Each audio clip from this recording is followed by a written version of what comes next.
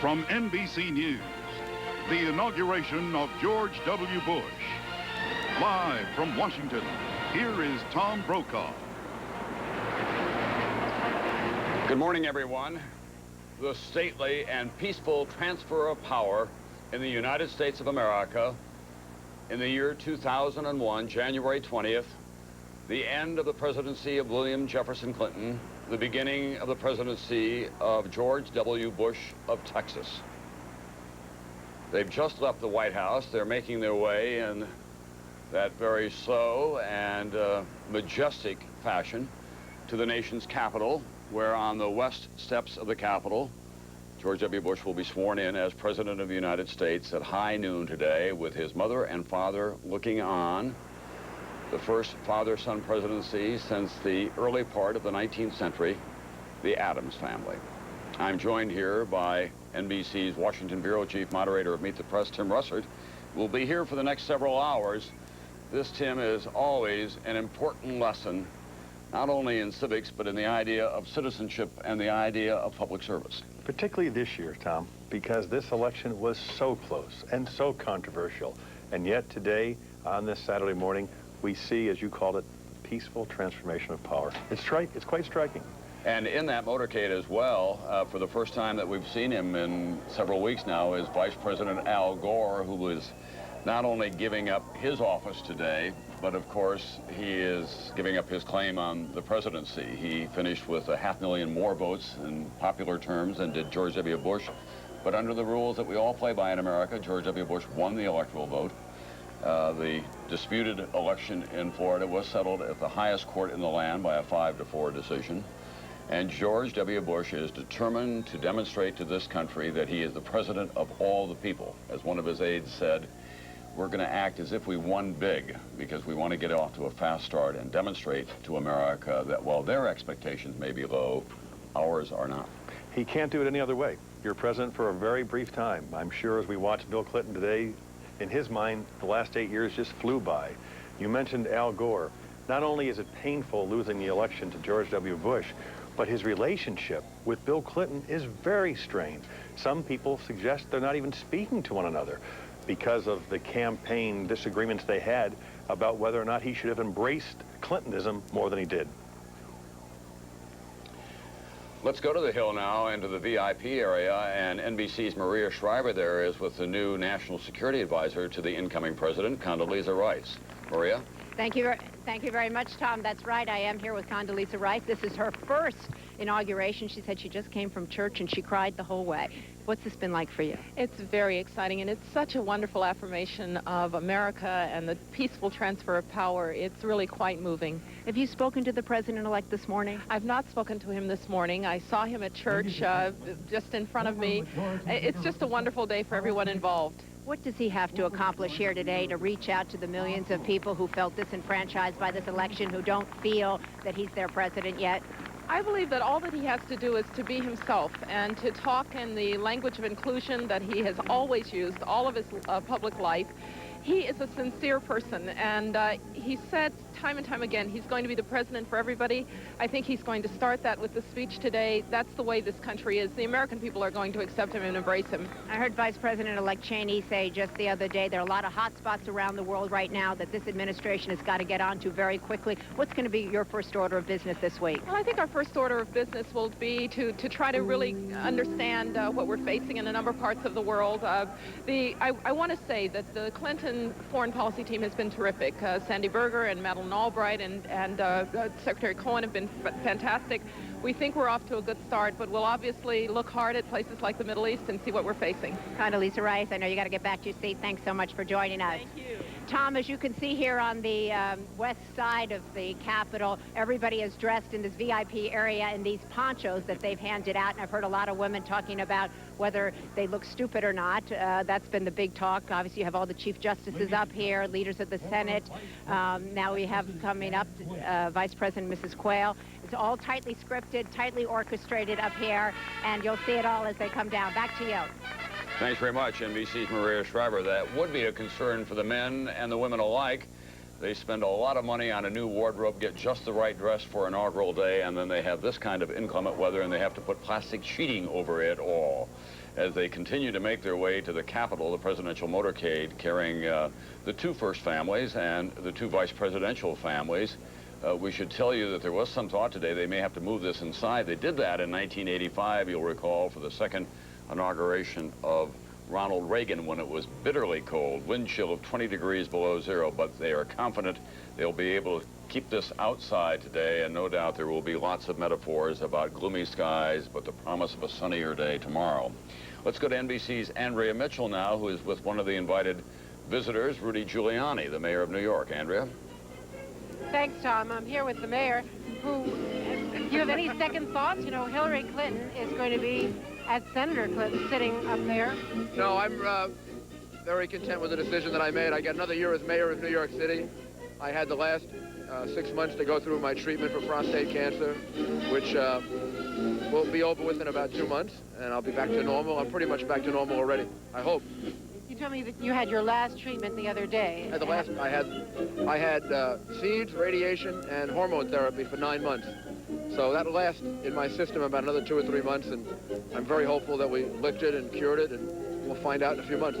You'll be leaving after your 2 terms, and you can relate to the way Bill Clinton is probably feeling giving up power today. Yeah, I was thinking about him last night when I came in about 11 o'clock at night. We walked past the White House, took a look at it, and I was thinking about it has to be a sad night no matter what, as if you come to the end of your term. But in a certain way, it's actually easier for him as it will be for me. You weren't voted out of office. You're leaving on your own power and by operation of law. So I think actually that's a little bit easier than if you had been voted out of office. Rudy Giuliani, thanks very much. Thank Lots you, of luck to you. Wonderful to see you. Have a happy day. Thank you. Back to you, Tom.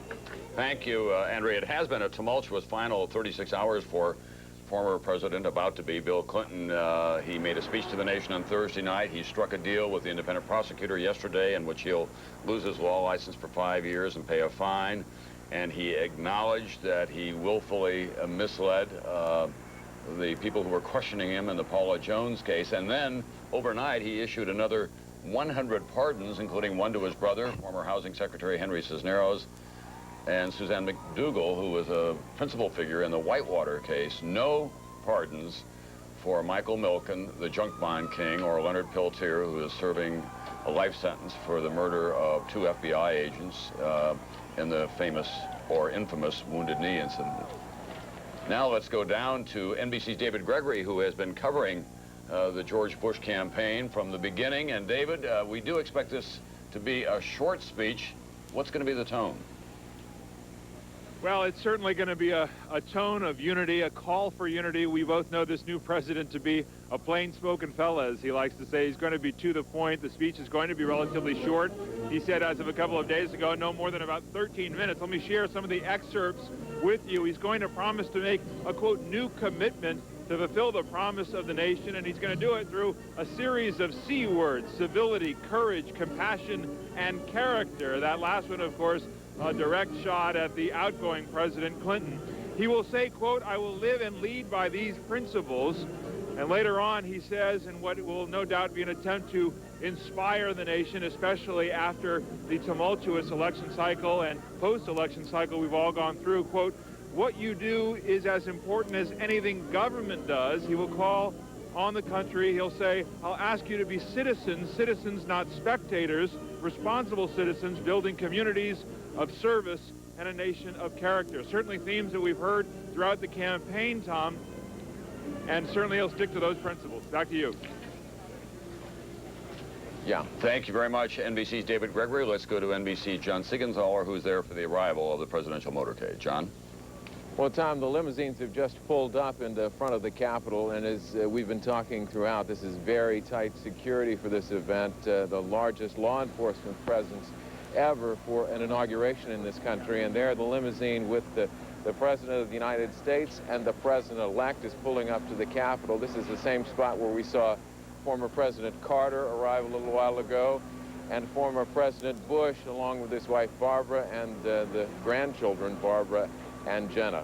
We can only imagine what conversation has been going on inside that limousine as they made their way, as you said, stately way up up the avenue up to the Capitol. Tom? All right, thanks very much, John Siegenthaler. They're now getting out of the presidential motorcade. There's a holding room there in the Capitol Law Library, and they'll be in there for a time. Then there is a ritual that does play out as people are introduced and brought onto the west side of the Capitol. That was the idea of Michael Deaver, who was a principal advisor to President Ronald Reagan, looking west, a man who'd come from the west. It also gives you the panorama of the nation's capital with the mall spread out before you. These are the keepers of the Capitol from the Senate and the House side, the people who make the system work there on a daily basis.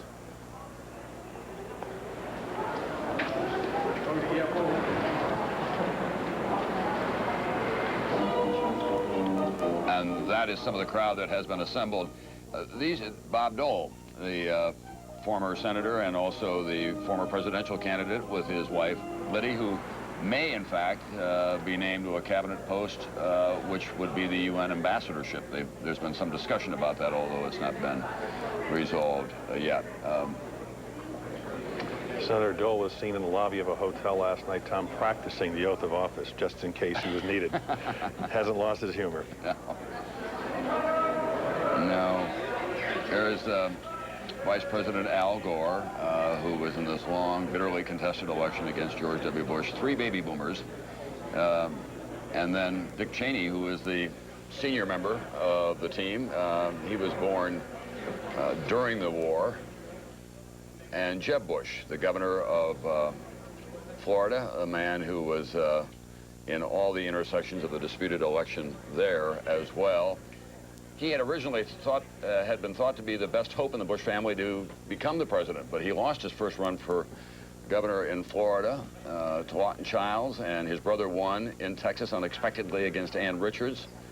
And so he got to be the presidential candidate, and Jeb had the daunting task of trying to deliver Florida. That's his son next to him, who is now a law student and a major heartthrob in this country. George P. George P. Well, look at that. The governor and the brother of the new president-elect is like every other tourist. He's got his little throwaway camera there and taking Kodak moment. Right. Maria Shriver, you still down there?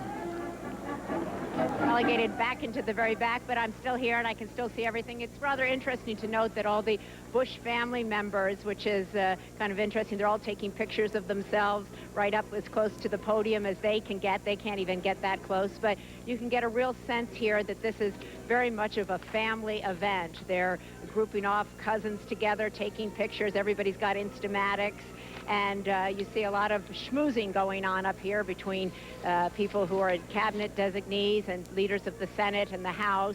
So while everybody stands here in the rain waiting, there's a lot of politicking and a lot of backslapping going on up here. Tom? Thank you, Maria. Well, we have to have a weatherman on a day like this, and no better weatherman than Al Roker, who will not only be telling us what the forecast is, but no doubt he'll be greeting some of the people as well. Al, are we going to get through this without snow? Well, I certainly think, Tom, that we're going to get through the inaugural ceremony without snow, and even more importantly, without a lot of rain. We've got some light drizzle right now, and that's about the worst of it. I think what we're going to be looking at is maybe some heavier rain mixed with sleet just about the time the parade starts. And by around 4 or 5 o'clock, I think it'll start to change over to some snow. The interesting thing, back in the original inaugural was March 4th. That was the original date, but they decided, because they thought, well, what the heck? It takes about 4 months or so to get the word across the entire country. But then they have decided after FDR's first inaugural to move it to January 20th. And the interesting thing, the first time they did that in January 20th, 1937, it was the rainiest inaugural ever. They had about 2 inches of rain, a temperature of about 35. Right now, we've got about 36 degrees out with a wind chill of about 20. So it's kind of interesting that we are looking at weather very much like what they had on that first inaugural day back in 1937, Tom. Thank you very much, Al Roker. You'll see some Texans later on with rain covers for their cowboy hats because they brought their boots and their hats to this. This is going to be a Texas moment for them and a greater Texas flavor, obviously, during the next 4 years at least. NBC's Lisa Myers is on Capitol Hill. There are members of Congress. Well, let's take a look at former President Jimmy Carter talking with the incoming Secretary of State, Colin Powell. Jimmy Carter has been a model ex-president working in not just the third world, but in the fourth and fifth world, and using his Carter Center for the resolution of conflict. The two men really did save President Clinton a lot of grief when they went to Haiti and made a deal before the 82nd Airborne had to arrive there in what was going to be a very difficult time. Jenna Bush on your left, one of the twins, and Barbara on your right. I think I finally worked that all out. Jenna Bush had an emergency appendectomy at Christmas time, and then, of course, Barbara Bush and the former president, Poppy, as he's called in the family. What a moment for them today. I actually had a chance to ask former President Bush last night, how must it feel to have his son become the president? And Tom, his eyes just moistened. He couldn't answer. He just is so overwhelmed with emotion, and it's so wonderful to see. He's had a hip replacement surgery, so he does have a small limp, but he's getting around. There's a big party for him last night given by his old friend Jim Baker, who was such a pivotal figure in Florida. That's Colin and Alma Powell talking with Rosalynn and Jimmy Carter. There's Don Evans in the red scarf, President George W. Bush's closest friend, the new Secretary of Commerce. And just behind and to the right of Mrs. Powell is Paul O'Neill, the new Treasury Secretary. They're in the rain gear that has been handed out. Let's go to NBC's Lisa Myers now. Lisa, tell us about the Congressional Black Caucus.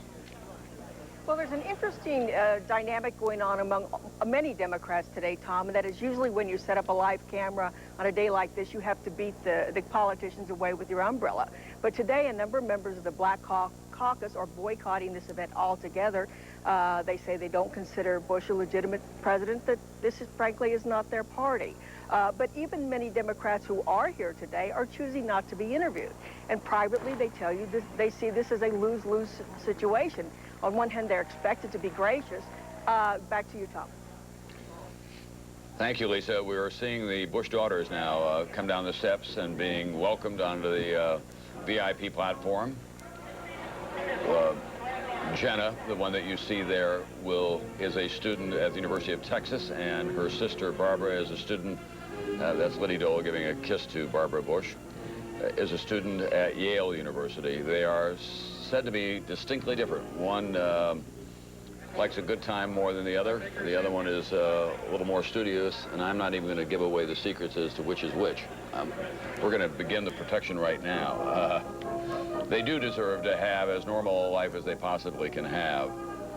Jim Baker there with the red scarf just behind his longtime friend George Bush Sr., Herbert Walker Bush. President and Mrs. Clinton made an appeal to the press corps, which has been largely honored, that Chelsea should be able to go to Stanford and have a life without the constant intrusion of cameras, and by and large that has been honored. And for the Bush family, it's worked out pretty well, too. Governor Bush told me last week that the one thing that worries him most of all is that the girls are disappointed that he ran because they think it's going to change their lives. Obviously, they're going to love this moment today. But can they go anywhere without Secret Service agents? No. Will they always be known as the daughters of the president? Yes. And they'll wonder about friends and boyfriends and what their interests are, what motivates them. You know, Tom, the president-elect planned on emailing his daughters on a daily basis, and now he has said that he cannot email. He is giving up his email because he found out that every note he made, every message he received would be part of the public record, even to his daughters, which doesn't sound right. No, and, you know, I've talked to Colin Powell about that. He no longer keeps a diary. Here's a man who's been in the cockpit of history. And because he kept some notes when he was at the Defense Department as the chairman of the Joint Chiefs on an airplane deal, he spent the next year and a half in court or being deposed. And so he just doesn't keep a note anymore. Doris Kearns Goodwin joins us now as we look at all this. She's our presidential historian, not just on staff here, but of course to America. And Doris, there is something that is quite sad about that as we watch Senator Hillary Clinton come now with Tipper Gore, that people can't keep notes or a record anymore without thinking it's going to be in the National Enquirer in 48 hours. Oh, for those of us who are historians, it's disastrous, not only sad. I mean, when I go back and look at Lincoln, I have diaries of their children, diaries of the husbands and wives, thousands of letters that they wrote to one another, all of which have been saved. We know more about Lincoln's administration than we're going to know about the Clinton administration 100 years from now. I say keep the diary, put it in a closet separately. Don't let them ever know. Well, we ought to have some legislation, frankly. That's what we need. There has to be a private life that is protected, and there's nothing more sacred than the words you write to yourself in your diary. Remember, you're a little kid. You preserve that from your parents. We should be able to preserve that from history. Or not being able to email your own daughters? No. Something has gone amok. Common sense dictates let's do something right now. Speaking of daughters? Speaking of daughters, there's Chelsea Clinton, as we have been saying throughout the morning, unusually poised for a young woman of her age and what she has been through with the public difficulties of her father especially, speaking with the Carter family.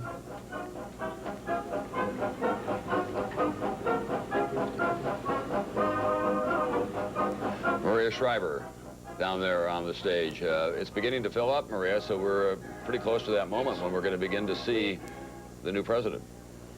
We are very close to that moment, and that'll be very tightly scripted as well. Mrs. Clinton, Senator Clinton, will be coming in with Mrs. Gore, President Clinton and Vice President Gore. We should mention that Chief Justice Rehnquist will be giving the oath of office to President-elect Bush. He is also the same Chief Justice who gave the oath of office to his father. Another little thing for trivia experts is that Franklin Graham, Reverend Billy Graham's son, will be doing his first invocation. Reverend Billy Graham did it for his father. And now coming in, you see coming down here, I believe, is Mrs. Senator Clinton and Mrs. Gore, who I believe are coming here. All eyes are now towards that door as people come down. The last few VIP guests come down here, down these steps, come through the Capitol out here onto the west side. Senator Clinton and Mrs. Gore. Obviously a very emotional day for both of them as they begin their new lives after today. Maria, let's just pause for a moment and watch this. Let our audience absorb this moment and collect their own thoughts as we see Lynn Cheney and Laura Bush.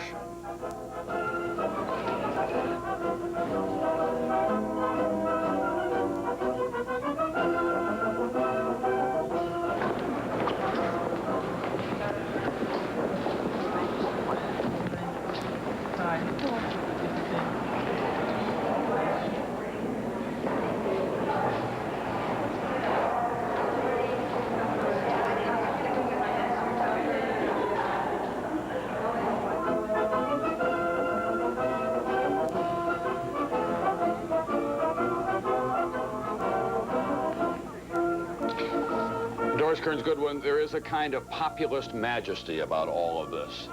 These Americans who come from all walks of life, some from Arkansas, some from Wyoming, some from Texas, some from Tennessee, gather together on this day, surrounded by the people's representatives in the House and in the Senate, in the Capitol, which is, after all, the people's house, to make the transfer of power to the White House.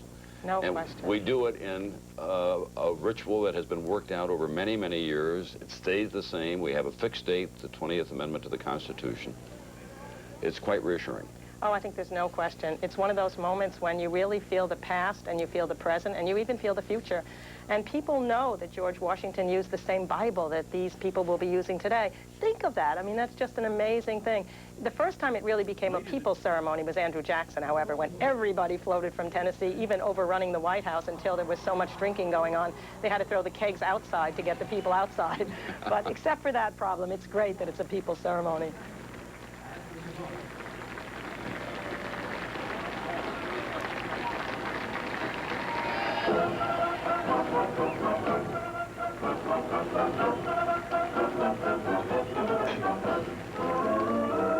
We have some advanced degrees among these women. Laura Bush has a master's degree in a Master of Science in Library Science, and Lynn Cheney has a PhD in English literature from the University of Colorado, as I remember. In fact, I think it's the first time that all the candidates' wives had advanced degrees. It shows the future is going to mean that first ladies will be much more active forces.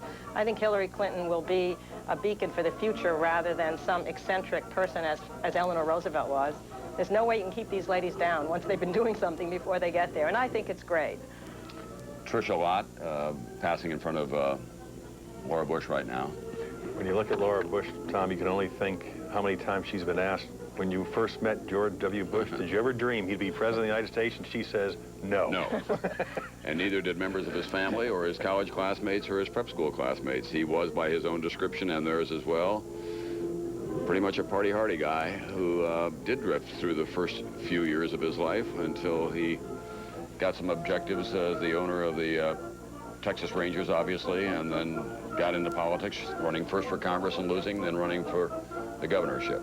You know, it's interesting, even the other son, John Quincy Adams, once said, I'd rather clean filth off the street than go into politics. But he felt the pressure of his father. His father said, if you don't make it to the highest office, it'll be laziness, slovenliness. So there's a little pressure there. I don't think this guy felt the pressure in the same way. I think it's sort of eventually came to him. He didn't feel it from the time he was a kid, although his the way dad, Quincy did. His dad is calling him Quincy. Yes, I noticed. Now the outgoing administration.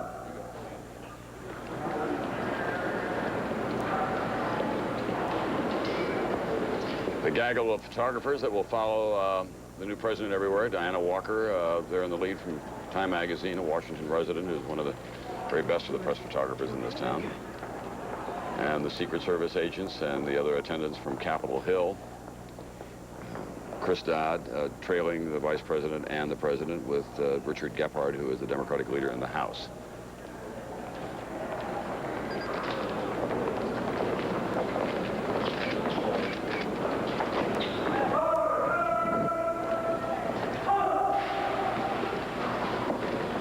We can only wonder what Al Gore must be thinking as he walks down there now as the outgoing vice president. After this long and difficult campaign that he ran against George W. Bush, knowing that he did get more popular votes, but not enough electoral college votes to become the president. We still don't know what he's going to do, nor do we know exactly what President Clinton's going to do once they leave office. Not much small talk between the president and vice president, Tom. Both looking straight ahead.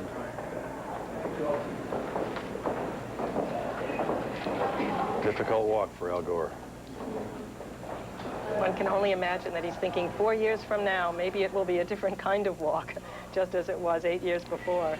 The other thought that you could have is that, oh, God, do I have to go through that again? It's so exhausting. You have to start 2 years from now, you know, go out and organize across the country, raise the money, get everybody in place. People are just going to say you were a loser once. They're going to be coming after him in a different way than they did the last time. Let's just watch them come in here for a moment now and let our audience absorb this moment.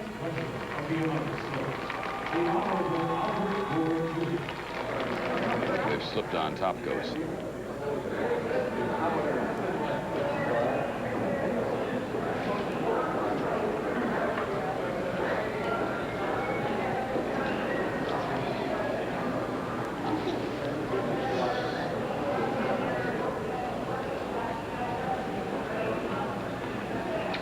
Tipper with her camera out. She took it very hard, this loss, not unexpectedly. Quite bitter. The vice president was optimistic to the very end. He honestly thought that he was going to win either in the courts or by count in Florida and become the president. He was deeply immersed in the process.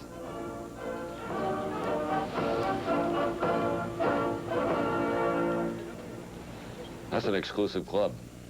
Presidents of the United States right there, 2 members.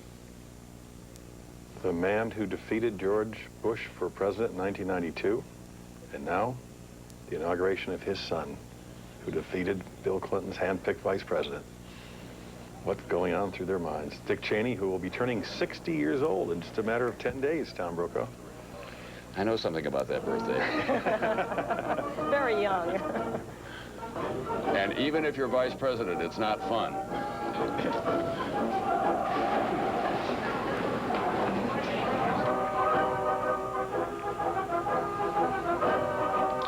I think Dick Cheney proved to be an enormous asset for George W. Bush, both during the campaign and especially in the post-election period. The country saw him in that debate against Joe Lieberman, and they were deeply impressed by his judgment and his calmness and his ability to articulate positions. He has served in the highest positions in government short of the presidency: Defense Secretary, White House Chief of Staff, member of Congress for 10 years, a conservative voting record, to say the least, but a man who is highly regarded across party lines here for his judgment on big issues. The office of the vice presidency just seems to be accumulating power with each new president. It's something that I think anyone who's interested in serving the country or in higher office should want to have now, compared to the past when it was seen like a graveyard. It is totally transformed from what it once was.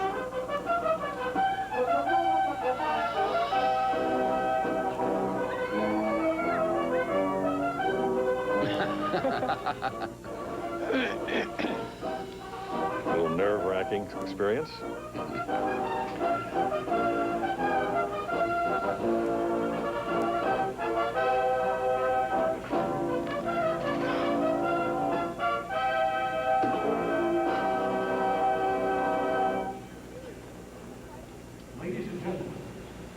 Lady Bird Johnson is there as well, as part of the... Oh, isn't that amazing? You know, Mrs. Woodrow Wilson was at John Kennedy's inauguration. Mrs. Bush, Laura Bush, has said that she really admires her as one of the first ladies that she thinks so highly of, another Texan, obviously. And so she should. She had grace, class. She was an extraordinary first lady. Dick Cheney, followed by Republican leaders Dick Armey and Trent Lott. Well, now they're chatting a little bit. You know, Harry Truman was not told by FDR about the development of the atomic bomb. Can you imagine that? Then FDR died, and guess who had to make the decision about whether we were going to drop it? Yeah, I think it was one of FDR's greatest failures. I think he couldn't face his own illness and his own potential death. He didn't want to think about it. So giving that information to his successor seemed too hard, but it left him totally bereft. But he made the decision with never looking back.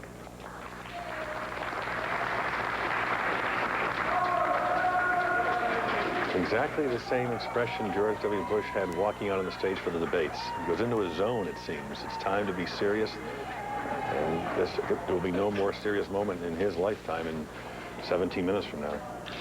He brings his athletic demeanor to these occasions, it seems to me, Tim. He gets himself kind of physically up for the moment, and the confidence in his stride, the body language that he gives off. And having grown up in that family, obviously, he's been through big occasions before, which helps some, too. It's something you have to learn, isn't it, Doris? How do you carry yourself as a president? Everyone's watching you at every moment. You can't slouch at a moment like this. You know, you're right, though. You brought up in that family from the time he's been little. He's been learning how to shake hands with people, to be polite. You watch that in the Kennedy family, so it's ingrown in the blood. When I asked Mrs. Bush last week if she said, Mr. President-elect, you have to pick up your socks. Things, you know, haven't changed. She said, well, no, it hasn't changed a lot. I still have to tell him to sit up. And he quickly sat up. Oh, wow.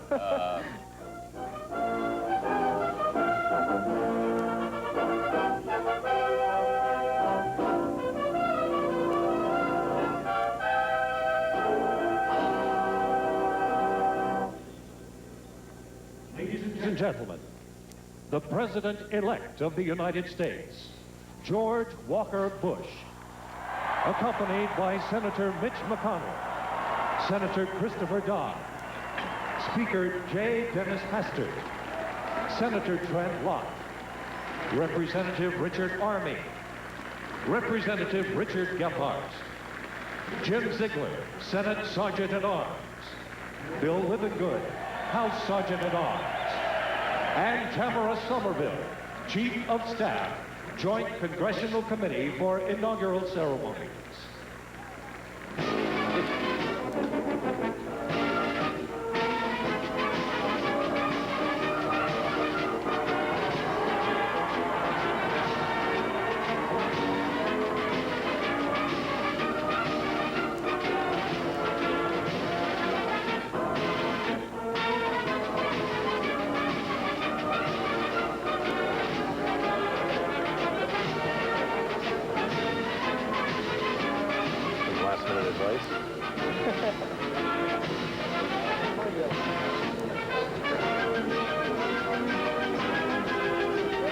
first time since 1961, Tom, where a father has been able to witness his son take the oath of office. Joseph Kennedy and John Kennedy. Oh, yeah, and there's a great story of that. When John Kennedy was coming down the inaugural parade and saw his father in the reviewing stand, he actually saw the father tip his hat to him. Eunice Shriver said she nearly fainted the first time the father had ever given deference to the son. John Kennedy stood up, tipped his hat to his father, the only person he did that. So what a feeling it must be. I mean, there's no way we can underestimate what George Bush Sr. must be feeling. That, too, was a close election, and I remember Joseph Kennedy said, I didn't pay for a landslide. That's right. He was a frugal character in the end. To the 54th inauguration of the President and Vice President of the United States of America. Today, we honor the past in commemorating 2 centuries of inaugurations in Washington, D.C. As well, we embrace the future, this day marking the first inauguration of the 21st century and the new millennium. America has now spanned 4 centuries, her promise still shining bright, the beginning and present linked by timeless ideals and faith. The enduring strength of our Constitution, which brings us to the west front of the Capitol today, attests to the wisdom of America's founders and the heroism of generations of Americans who fought wars and toiled in peace to preserve this legacy of liberty. In becoming the 43rd President of the United States, George W. Bush will assume the sacred trust as guardian of our Constitution. Dick Cheney will be sworn in as our new Vice President. Witnessed by the Congress, Supreme Court, governors, and presidents past, the current president will stand by as the new president peacefully takes office. This is a triumph of our democratic republic, a ceremony befitting a great nation. In his father's stead, the Reverend Franklin Graham is with us today to lead the nation in prayer. Please stand for the invocation. Reverend Graham.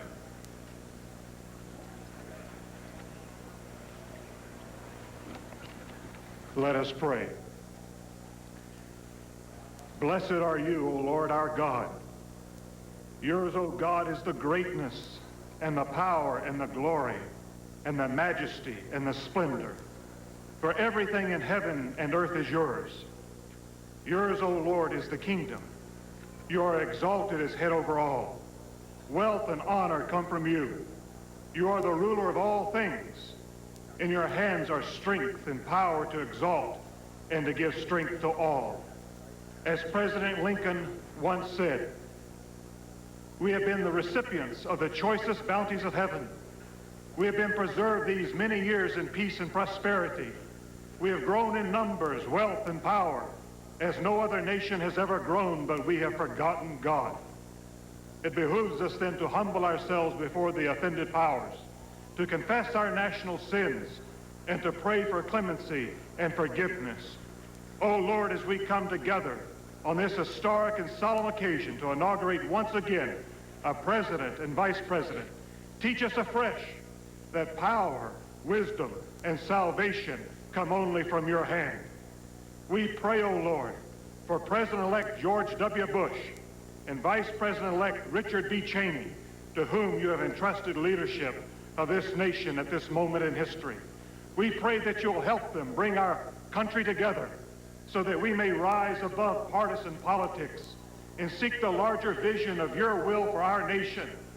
Use them to bring reconciliation between the races, healing to political wounds, that we may truly become one nation under God. Give our new president and all who advise him calmness in the face of storms, encouragement in the face of frustration, and humility in the face of success.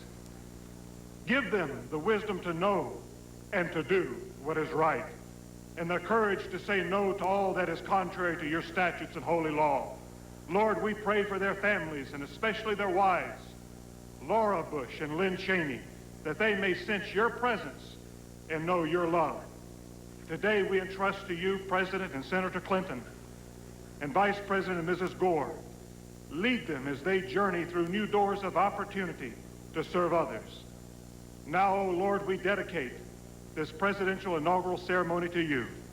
May this be the beginning of a new dawn for America as we humble ourselves before you and acknowledge you alone as our Lord, our Savior, and our Redeemer. We pray this in the name of the Father, and of the Son, the Lord Jesus Christ, and of the Holy Spirit. Amen.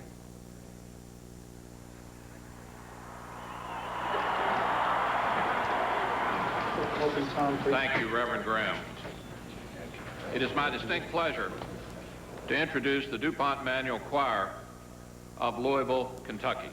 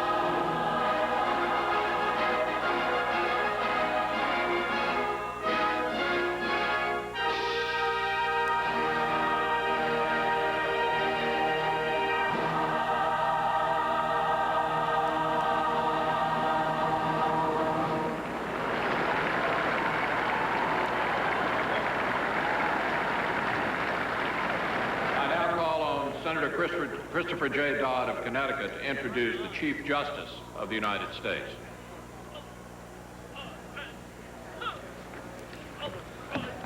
Thank you, Senator McConnell. President and Senator Clinton, Vice President and Mrs. Gore, President-elect and Mrs. Bush, and fellow citizens.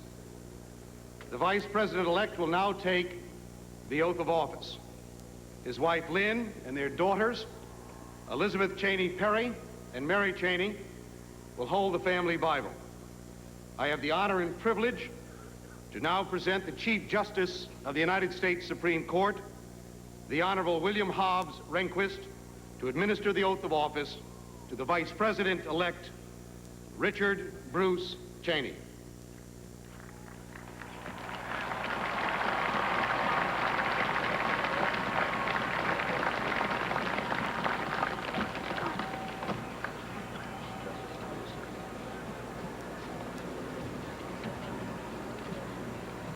Mr. Cheney, are you ready to take the oath?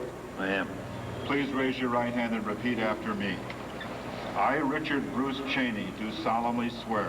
I, Richard Bruce Cheney, do solemnly swear that I will support and defend the Constitution of the United States. That I will support and defend the Constitution of the United States against all enemies, foreign and domestic. Against all enemies, foreign and domestic. That I will bear true faith and allegiance to the same. That I will bear true faith and allegiance to the same. That I take this obligation freely. That I take this obligation freely. Without any mental reservation or purpose of evasion. Without any mental reservation or purpose of evasion. And that I will well and faithfully discharge. And that I will well and faithfully discharge. The duties of the office on which I am about to enter. The duties of the office on which I am about to enter. So help me God. So help me God. Congratulations, Mr. President.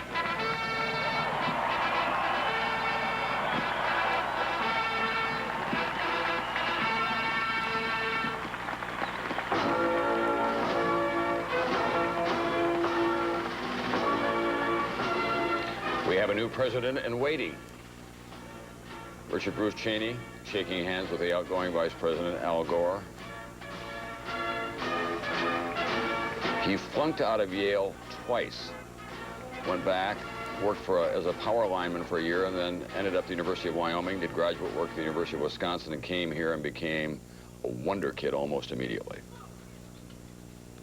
You know, watching him kiss his wife, when Garfield kissed his mother at his presidential inauguration, the press thought it was lacking in dignity. It was theatrical. Now they all kiss. The United States Army Band will now perform an American medley.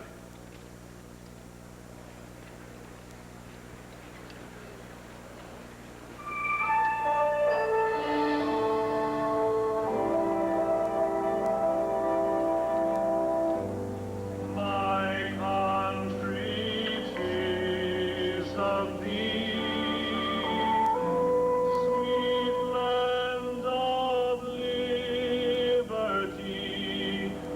thee.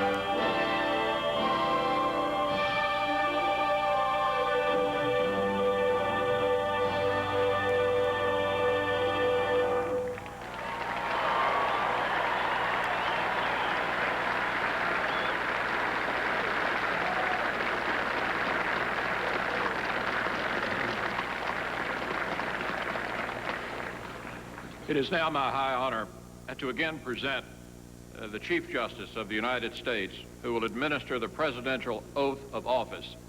Everyone, please stand.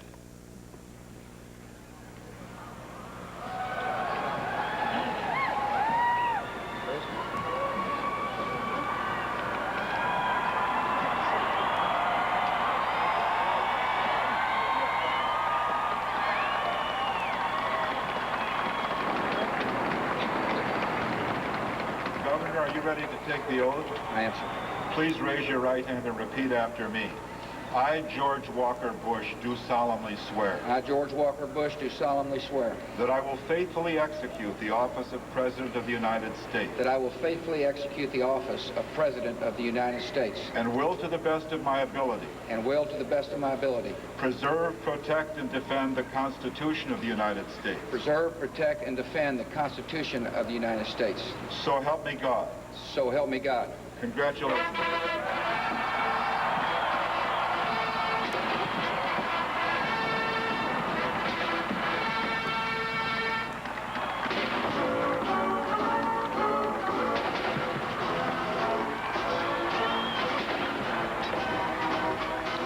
Gun salute, the outgoing president and the new president, the man he vanquished in a long, difficult campaign, Al Gore, Senator Dodd, the new president of the United States, George Walker Bush, with his father, second time in American history, and he is obviously very moved by this historic moment and deeply personal moment in his life. He said last week he would try to stay focused and not look at his parents, but when he embraced his father, understandably, it was a moment in which he deserved to be as emotional as he obviously is. John Adams was 90 years old when his son became president. He said nothing made him more blissfully happy, so intense he couldn't even express his feelings. I can only imagine what Mr. Bush Sr. is thinking. Ladies and gentlemen, the President of the United States, George W. Bush.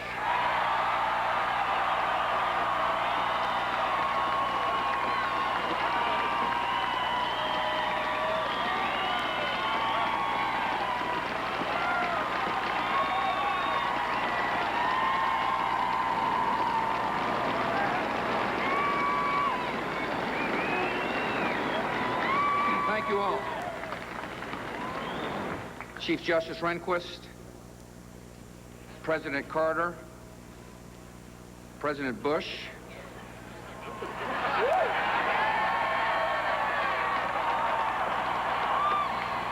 President Clinton, distinguished guests, and my fellow citizens. The peaceful transfer of authority is rare in history, yet common in our country. With a simple oath, we affirm old traditions and make new beginnings. As I begin, I thank President Clinton for his service to our nation.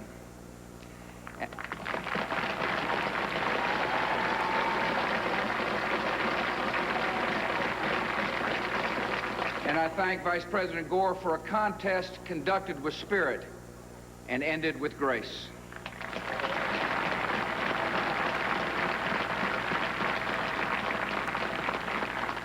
I am honored and humbled to stand here where so many of America's leaders have come before me, and so many will follow. We have a place, all of us, in a long story, a story we continue, but whose end we will not see. It is a story of a new world that became a friend and liberator of the old. The story of a slave-holding society that became a servant of freedom. The story of a power that went into the world to protect but not possess, to defend but not to conquer. It is the American story, a story of flawed and fallible people united across the generations by grand and enduring ideals. The grandest of these ideals is an unfolding American promise that everyone belongs, that everyone deserves a chance, that no insignificant person was ever born. Americans are called to enact this promise in our lives and in our laws. And though our nation has sometimes halted and sometimes delayed, we must follow no other course. Through much of the last century, America's faith in freedom and democracy was a rock in a raging sea. Now it is a seed upon the wind, taking root in many nations. Our democratic faith is more than the creed of our country. It is the inborn hope of our humanity, an ideal we carry but do not own, a trust we bear and pass along. And even after nearly 225 years, we have a long way yet to travel. While many of our citizens prosper, others doubt the promise, even the justice of our own country. The ambitions of some Americans are limited by failing schools and hidden prejudice and the circumstances of their birth. And sometimes our differences run so deep, it seems we share a continent, but not a country. We do not accept this, and we will not allow it. Our unity, our union, is the serious work of leaders and citizens in every generation. And this is my solemn pledge. I will work to build a single nation of justice and opportunity.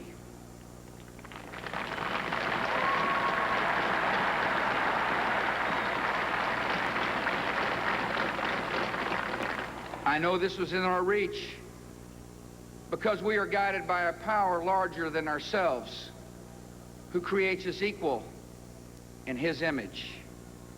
And we are confident in principles that unite and lead us onward. America has never been united by blood or birth or soil. We are bound by ideals that move us beyond our backgrounds, lift us above our interests, and teach us what it means to be citizens.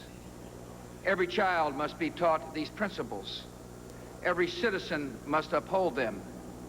And every immigrant, by embracing these ideals, makes our country more, not less, American. Today,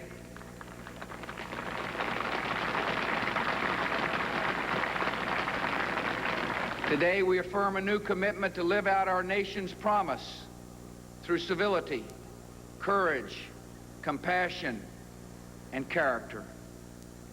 America at its best matches a commitment to principle with a concern for civility. A civil society demands from each of us goodwill and respect, fair dealing, and forgiveness. Some seem to believe that our politics can afford to be petty because in a time of peace, the stakes of our debates appear small. But the stakes for America are never small. If our country does not lead the cause of freedom, it will not be led. If we do not turn the hearts of children toward knowledge and character, we will lose their gifts and undermine their idealism. If we permit our economy to drift and decline, the vulnerable will suffer most. We must live up to the calling we share. Civility is not a tactic or a sentiment. It is the determined choice of trust over cynicism, of community over chaos. And this commitment, if we keep it, is a way to shared accomplishment. America at its best is also courageous. Our national courage has been clear in times of depression and war, when defeating common dangers defined our common good. Now we must choose if the example of our fathers and mothers will inspire us or condemn us. We must show courage in a time of blessing by confronting problems instead of passing them on to future generations.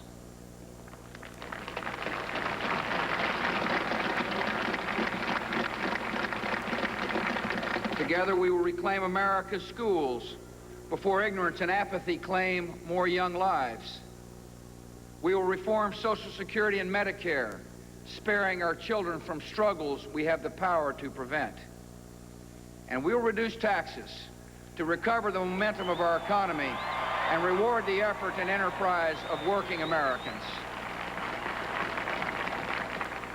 We will build our defenses beyond challenge, lest weakness invite challenge.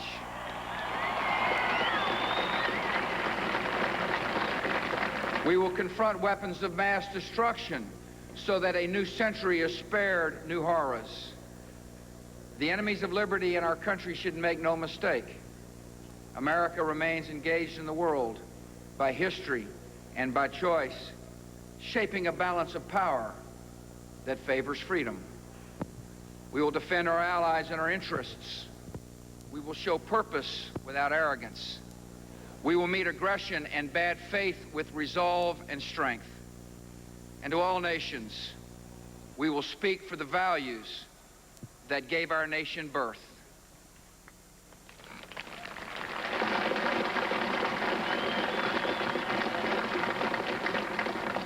America at its best is compassionate.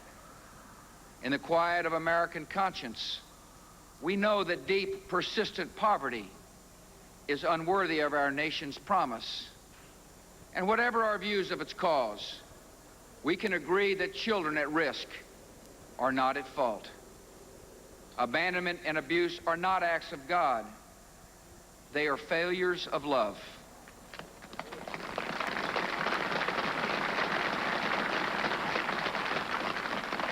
And the proliferation of prisons, however necessary, is no substitute for hope and order in our souls.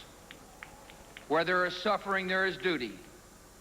Americans in need are not strangers. They are citizens, not problems, but priorities. And all of us are diminished when any are hopeless.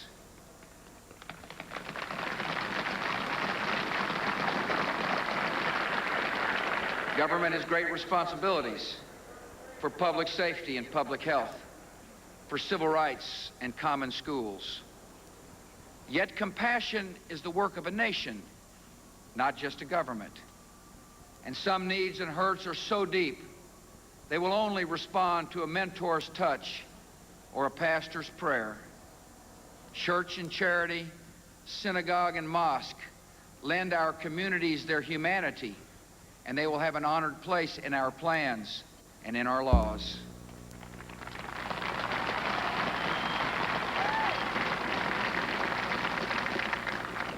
Many in our country do not know the pain of poverty, but we can listen to those who do.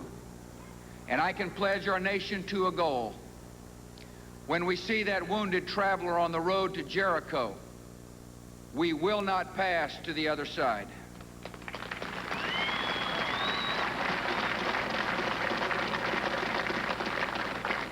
America at its best is a place where personal responsibility is valued and expected.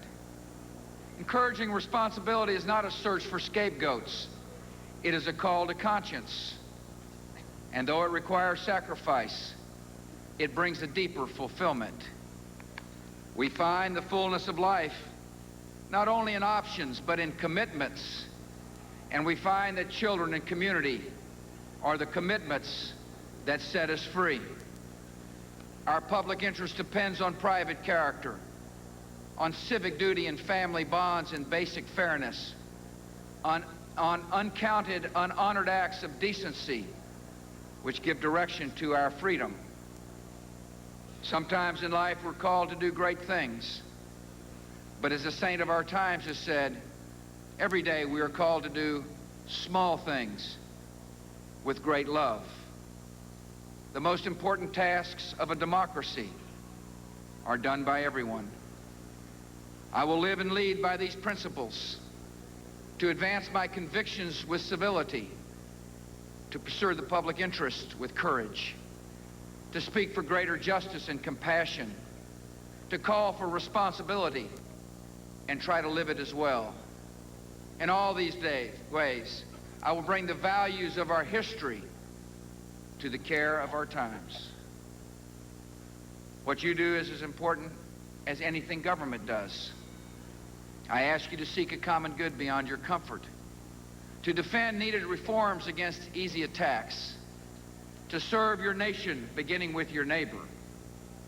I ask you to be citizens, citizens not spectators, citizens not subjects, responsible citizens building communities of service and a nation of character.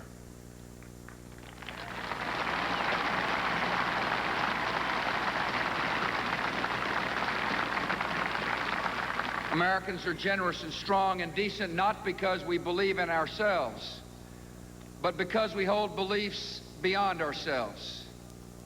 When this spirit of citizenship is missing, no government program can replace it. When this spirit is present, no wrong can stand against it.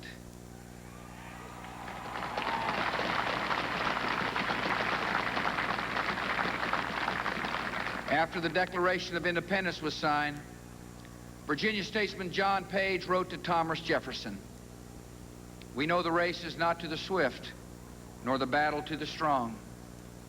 Do you not think an angel rides in the whirlwind and directs this storm?" Much time has passed since Jefferson arrived for his inauguration. The years and changes accumulate. But the themes of this day, he would know. Our nation's grand story of courage and its simple dream of dignity. We are not this story's author, who fills time and eternity with his purpose. Yet his purpose is achieved in our duty, and our duty is fulfilled in service to one another. Never tiring, never yielding, never finishing, we renew that purpose today to make our country more just and generous, to affirm the dignity of our lives and every life. This work continues. The story goes on, and an angel still rides in the whirlwind and directs this storm. God bless you all, and God bless America.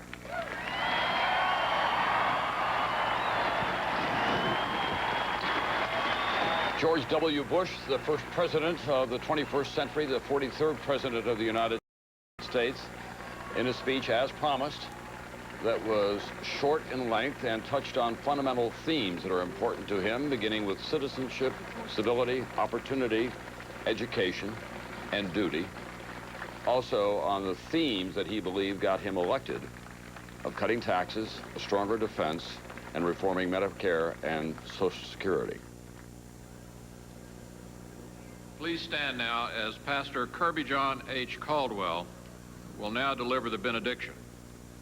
And afterward, please remain standing for the singing of our national anthem, after which the ceremony will be concluded. I call upon Senator Dodd to organize the presidential party after the ceremony has ended to depart the platform. Pastor Caldwell.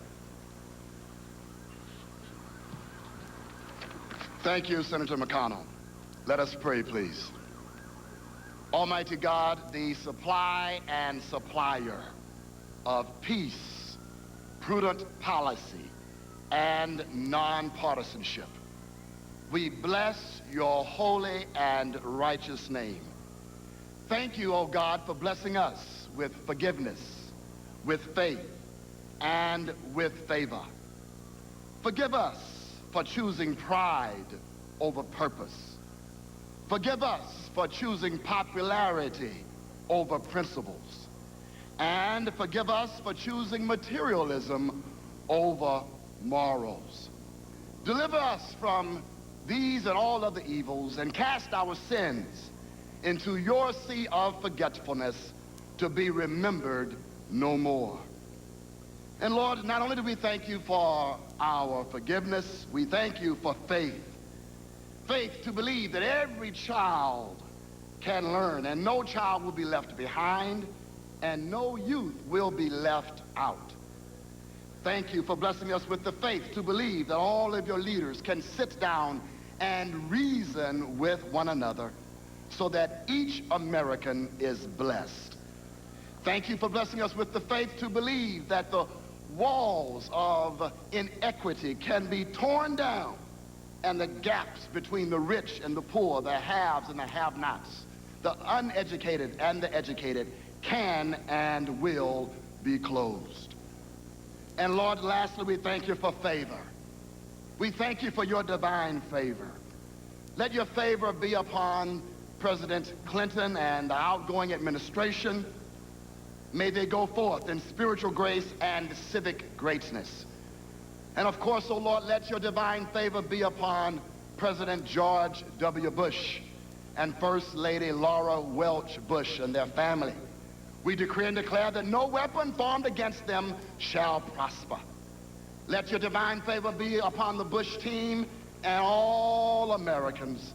With the rising of the sun and the going down of the same, may we grow in our willingness and ability to bless you and bless one another. We respectfully submit this humble prayer in the name that's above all other names, Jesus the Christ. Let all who agree say amen.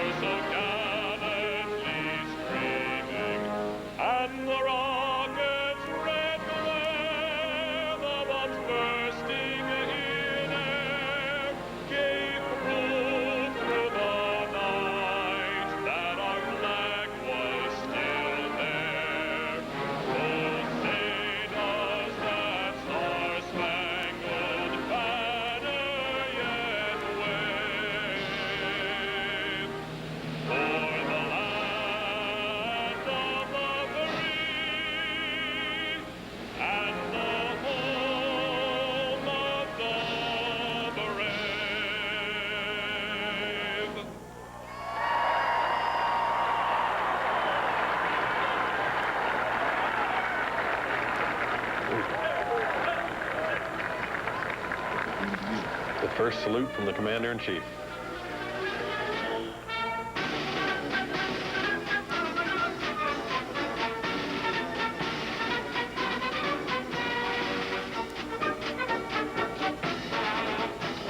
There is a hug given by the President to the Vice President.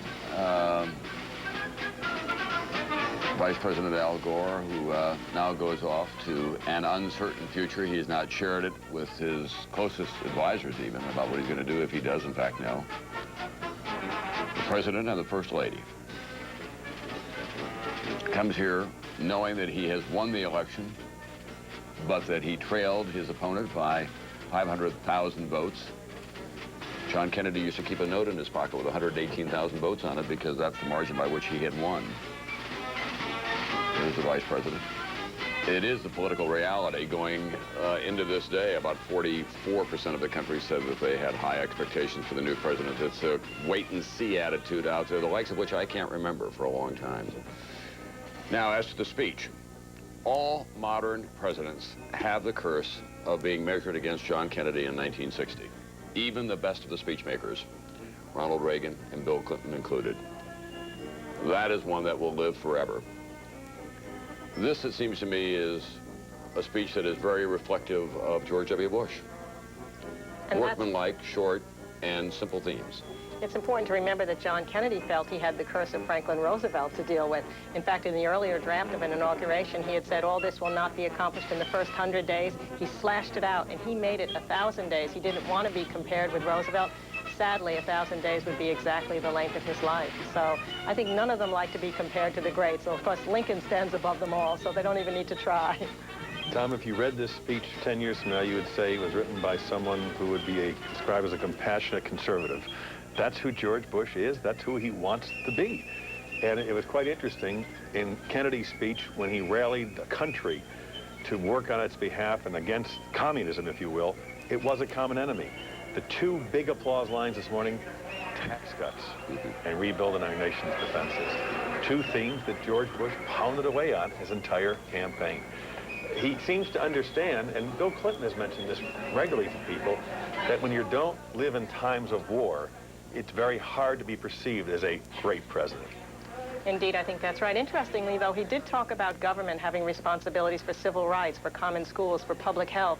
That's in contrast to Reagan, who said government is the problem, not the solution. So it shows that that compassionate conservatism has a somewhat different role for government than the traditional Republicans in the Reagan ideology.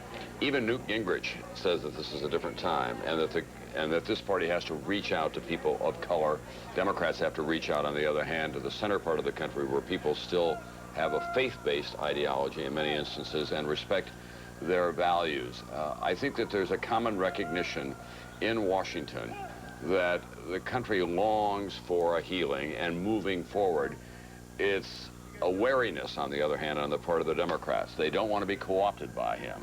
They don't want to be drawn into something for which he gets all of the victories and all of the respect and gets all the political capital that comes around him in 2002 in the congressional elections. So this is going to be, for the next 18 months, a time of great wariness and people maneuvering out there on that dance floor called Washington. How do you become victorious in the year 2002 by engaging in politics that are not perceived as being obstructionist? And Democrats haven't quite figured that out. And George W. Bush, on the other hand, has decided to rush Congress with education, with prescription drugs, and tax cuts, and try to get them to move very, very quickly. Tom, as we speak, in fact, the Senate is going to convene and in voice votes confirm much of Bush's cabinet, because they have to go to work Monday morning, even if they're in there alone. The secretaries of defense and agriculture will be there.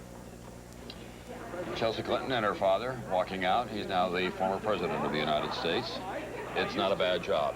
Secret Service protection, you get a very substantial budget for office space where you'd like it. He's decided the Carnegie Hall location in New York, where his wife is the junior senator from that state, the junior senator who will get a lot of attention, it goes without saying. Let's go to NBC's Maria Shriver, who's down there in the VIP section, where she's been in the past as well. Maria?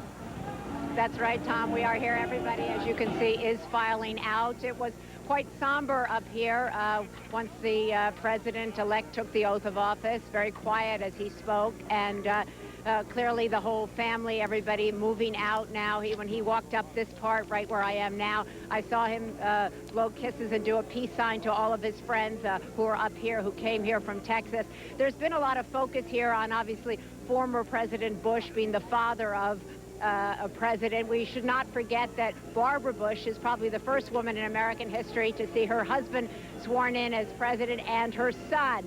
So not to let all the attention be on the former president, because she's obviously such a pivotal figure. He came out as he walked through here, gave her 2 kisses, and spoke a few moments to his parents. Everybody here still wearing these ponchos, but still very happy. I have to say, not a lot of complaints, even though it's cold and dreary up here. People are excited. A lot of new cabinet members saying this was their first inauguration. Some obviously have been here before, our veterans, but some are new people here and are very excited about being up here on the platform. Everybody has Instamatics, so you get a real sense of excitement up here, I have to say. Tom?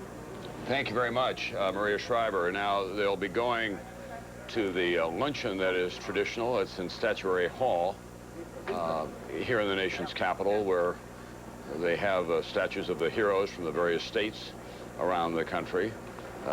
Congress gets together. There is a moment of conviviality, good cheer, celebrating the privilege that they all have in being in this seat of power.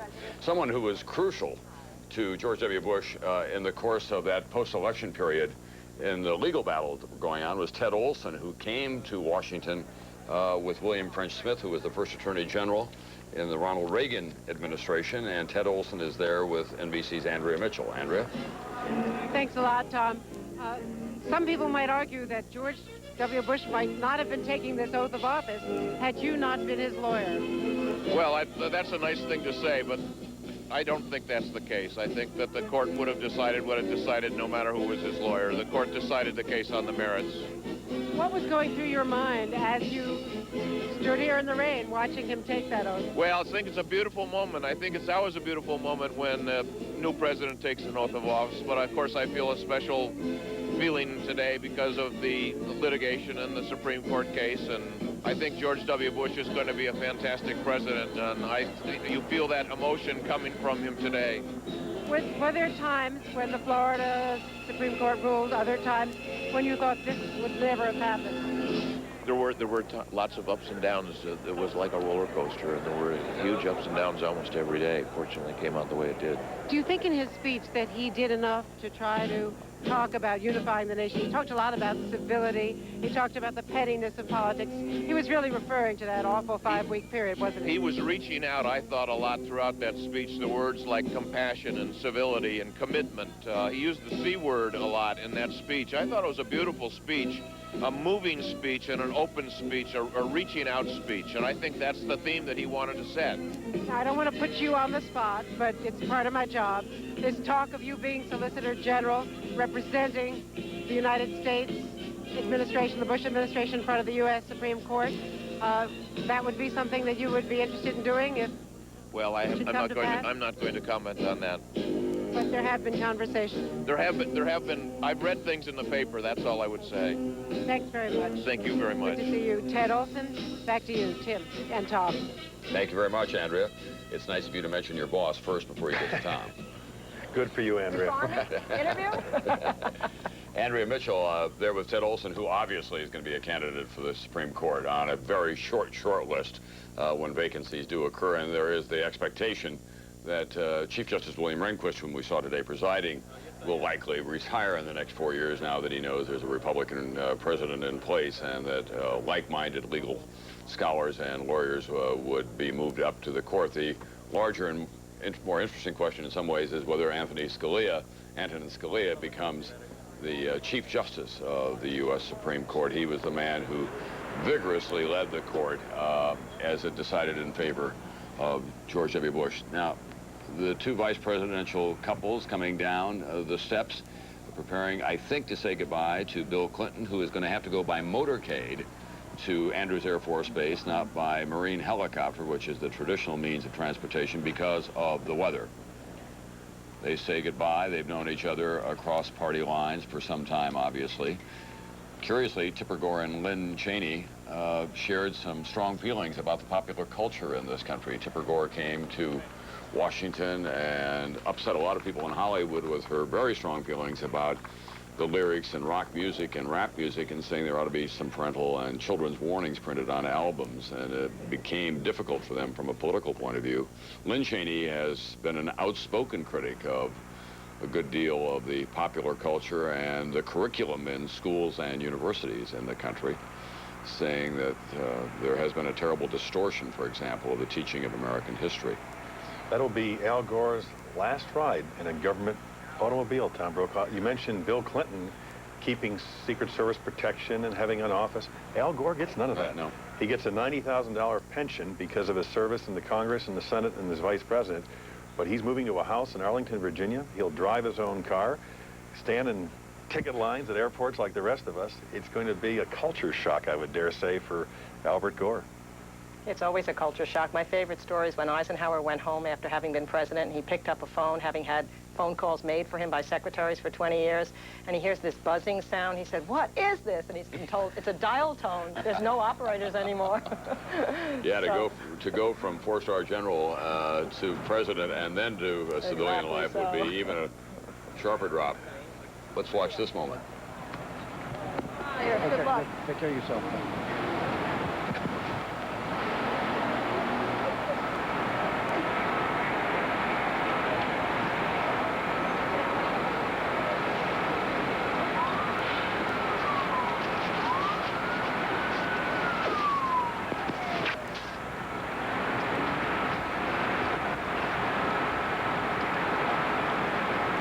Difficulties the Clinton family had during the course of their term of office, but I remember a wise man by the name of Bryce Harlow saying he watched Dwight Eisenhower take the oath of office, go to the White House, and know that from that moment forward, he was a man who was in some peril, because so many things can happen to a president of the United States over which they have no control or happen out of their line of sight. Unexpected events in the economy, international crises of one kind or another, people who work for them or are doing things that they're not supposed to be doing.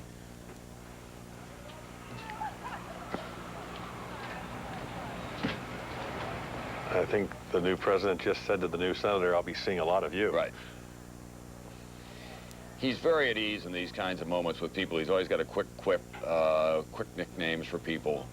And now he walks back with Mrs. Bush, who has a designer in Dallas helping her with her wardrobe. You know, President Clinton has told people, Tom, that his first year and a half, 2 years were difficult because they were disorganized. And it takes a while to learn how to be president. Certainly George W. Bush has the experience of having watched his father close up. But nonetheless, when you show up to work tomorrow morning, bright and early, you have to structure your day and structure the kind of administration you want. And that is not easy, particularly this one, Tom, because of the whole debacle in Florida. There is not a government in place for George W. Bush. He's lucky to have cabinet secretaries confirmed today. He will have a few, but they don't have deputies. They don't have assistants. There'll be a lot of empty desks in Washington tomorrow. One thing they do have, for the most part, is experience. Not just those who have been in Washington before, like Don Rumsfeld and Dick Cheney, but those people who come, as Tommy Thompson does from Wisconsin, where he was a governor, knows how to run things and get things done. Gail Norton, who is a controversial nominee for the Interior Department, had been an attorney general in Colorado. John Ashcroft, who is a senator, has been in this town and knows how to get things organized. We're joined now by David Gergen. I remember, David, when Al Haig was leaving office, when he had served as chief of staff for Richard Nixon, I said, what should incoming presidents know that they probably don't know? And he said, the physical management of the place is daunting. He said, it comes in here 24 hours a day, 7 days a week, over the transom, under the door, through the windows, and from all over the world, decisions have to be made.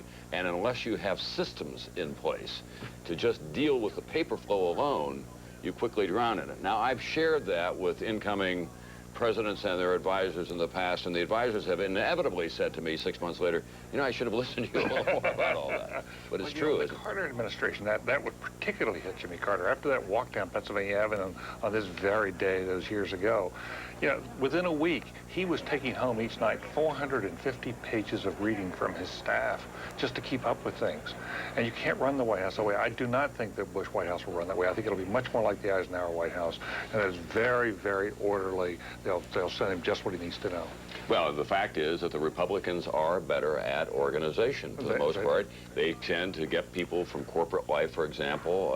They tend to have more people who have had military experience and that kind of discipline who come into their administrations, and they put a higher premium on it. Right, and now we have the first MBA. Right. As president. That's right. Yeah. Harvard, he does have very good academic credentials. Harvard Business School, Yale undergraduate degree, and Phillips Andover, where they're having a reunion of his class from prep school. There's several hundred of them here. Katie Couric had to put on the Andover hat this morning. Would you take...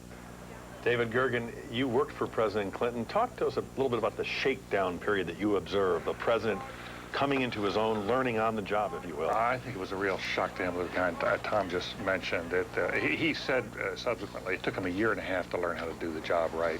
And the difficulty is this: your power all comes early, but your knowledge base is the smallest. You're the greenest early, and you have the most power.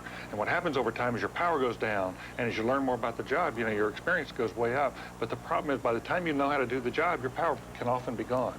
And that's why it's so important to get off to a fast start. And I think that's why George W. Bush will be well served by having these veterans. They have done this. They are playing it by the book. Everything they have done since the Florida decision has been by the book. And I think in that sense, they've done well. When I asked him last week what will surprise us at the end of 100 days, he said, and it wasn't just a rhetorical flourish, he said, you'll be surprised by how much we get done.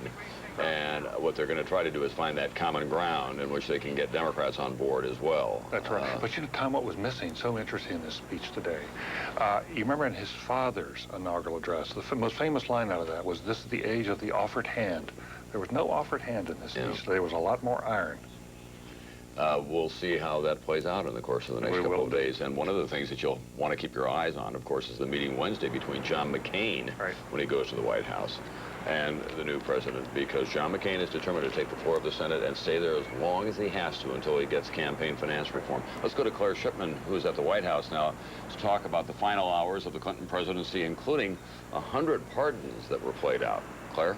That's right, Tom. It was interesting because we were told yesterday that the pardons were going to come at the very end of the day, but in true Clinton style, he spent much of the night agonizing about just who would be on that list. You mentioned some of them earlier, but he spent a lot of time agonizing apparently about whether to give a pardon to Susan McDougal, his old friend from Arkansas, a character in the Whitewater drama, somebody who went to prison instead of cooperating with that. In the end, Susan McDougal was one of the people on that list, as were former members of his administration, Henry Cisneros, who was convicted in giving money to an ex-mistress, former CIA Director John Deutsch, who will now be able to avoid criminal charges for misusing U.S. secrets on his home computer. Some of the people that were not on the list were also notable. Webb Hubbell, also an old Clinton friend, was not on that list. Neither was Mike Milken, a Wall Street financier that a lot of people thought would get a pardon from Clinton. But again, the fact that they put them all out this morning was quite surprising, and they had not intended, at least last night, to try to step on George W. Bush's day in that way. But again, for those of us who cover the Clinton White House, it didn't come as any great surprise. Tom? Claire, do you have any sense of what's going on in there right now? Traditionally, it's kind of frantic for the workmen and the cleaners and the household staff. It is, and we can see it all from the outside. One of the things that they do traditionally is change the drapes. It's a symbolic change that goes on as the ceremony is going on down there, and that's been happening, a lot of moving, cleaning, that sort of thing. Tom?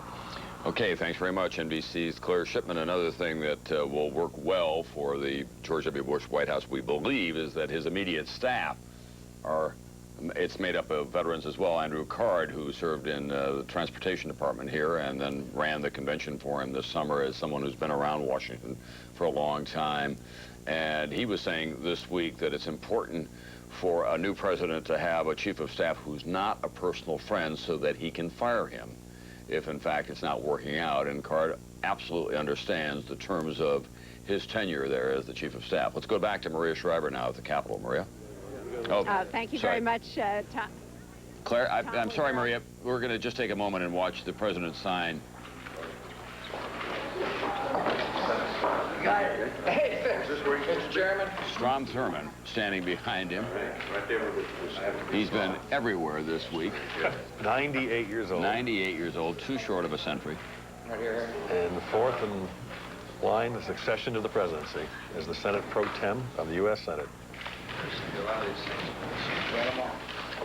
Fair amount of speculation about whether if Strom Thurmond does not finish his term, there's a Democratic senator in South Carolina, and that would change the balance of power in the U.S. Senate.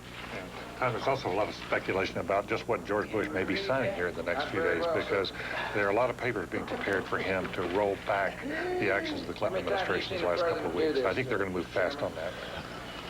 Yeah, it's the Monuments Act, among other things. Bill Clinton determined to leave a legacy that was greater than Theodore Roosevelt in terms of locking up lands in the West and declaring monuments. The stretch of the Missouri River north of Great Falls, for example, which is the Lewis and Clark stretch, he declared that. Pompey's Monument, which is a place where you can still see William Clark's name carved on the Yellowstone River, and other bigger tracts of land, obviously, in the West. And this whole business of not building roads in a national forest. There's still some question, though, isn't there, Dave, about the authority of the new president to be able to do that automatically? There is. They've been studying that long and hard in the Bush group, but they're going to try to roll back some of these wilderness provisions, and that could be the first major storm of controversy when people actually look at those. You know, one of the things one provision he has is if Clinton did it in the past week, he can prevent any kind of new regulation from being printed in the federal documents, and if it never gets printed, it never goes into effect. So he wants to do that very quickly, but it's interesting. I think they feel that they're going to be operating on two tracks. One, they'll have a charm offensive with Congress over the next 2 weeks, and they'll be very bipartisan. At the same time, they'll be quietly signing all these regulations and rolling things back that the Clinton administration did. That's in part because a big part of his political base is in the Rocky Mountain West. Right, and exactly. he wants to be able to hang on to that. Yeah, but it'd be interesting how much of a clash there is between, on one hand, reaching out, and the other hand, pulling back the things from the Clinton years. All right, now Maria Shriver. Thank you very much, Tom. I'm here with two veteran political senators, Bob Graham and John Kerry. And I was just asking you, Senator Graham, what was your take on the speech? I thought it was an extremely well-written speech. It had a couple of major themes. One was unity, recognizing the closeness of the election, and the other was a call to citizens' action beyond what government does. But you said to me earlier that it didn't have the drama.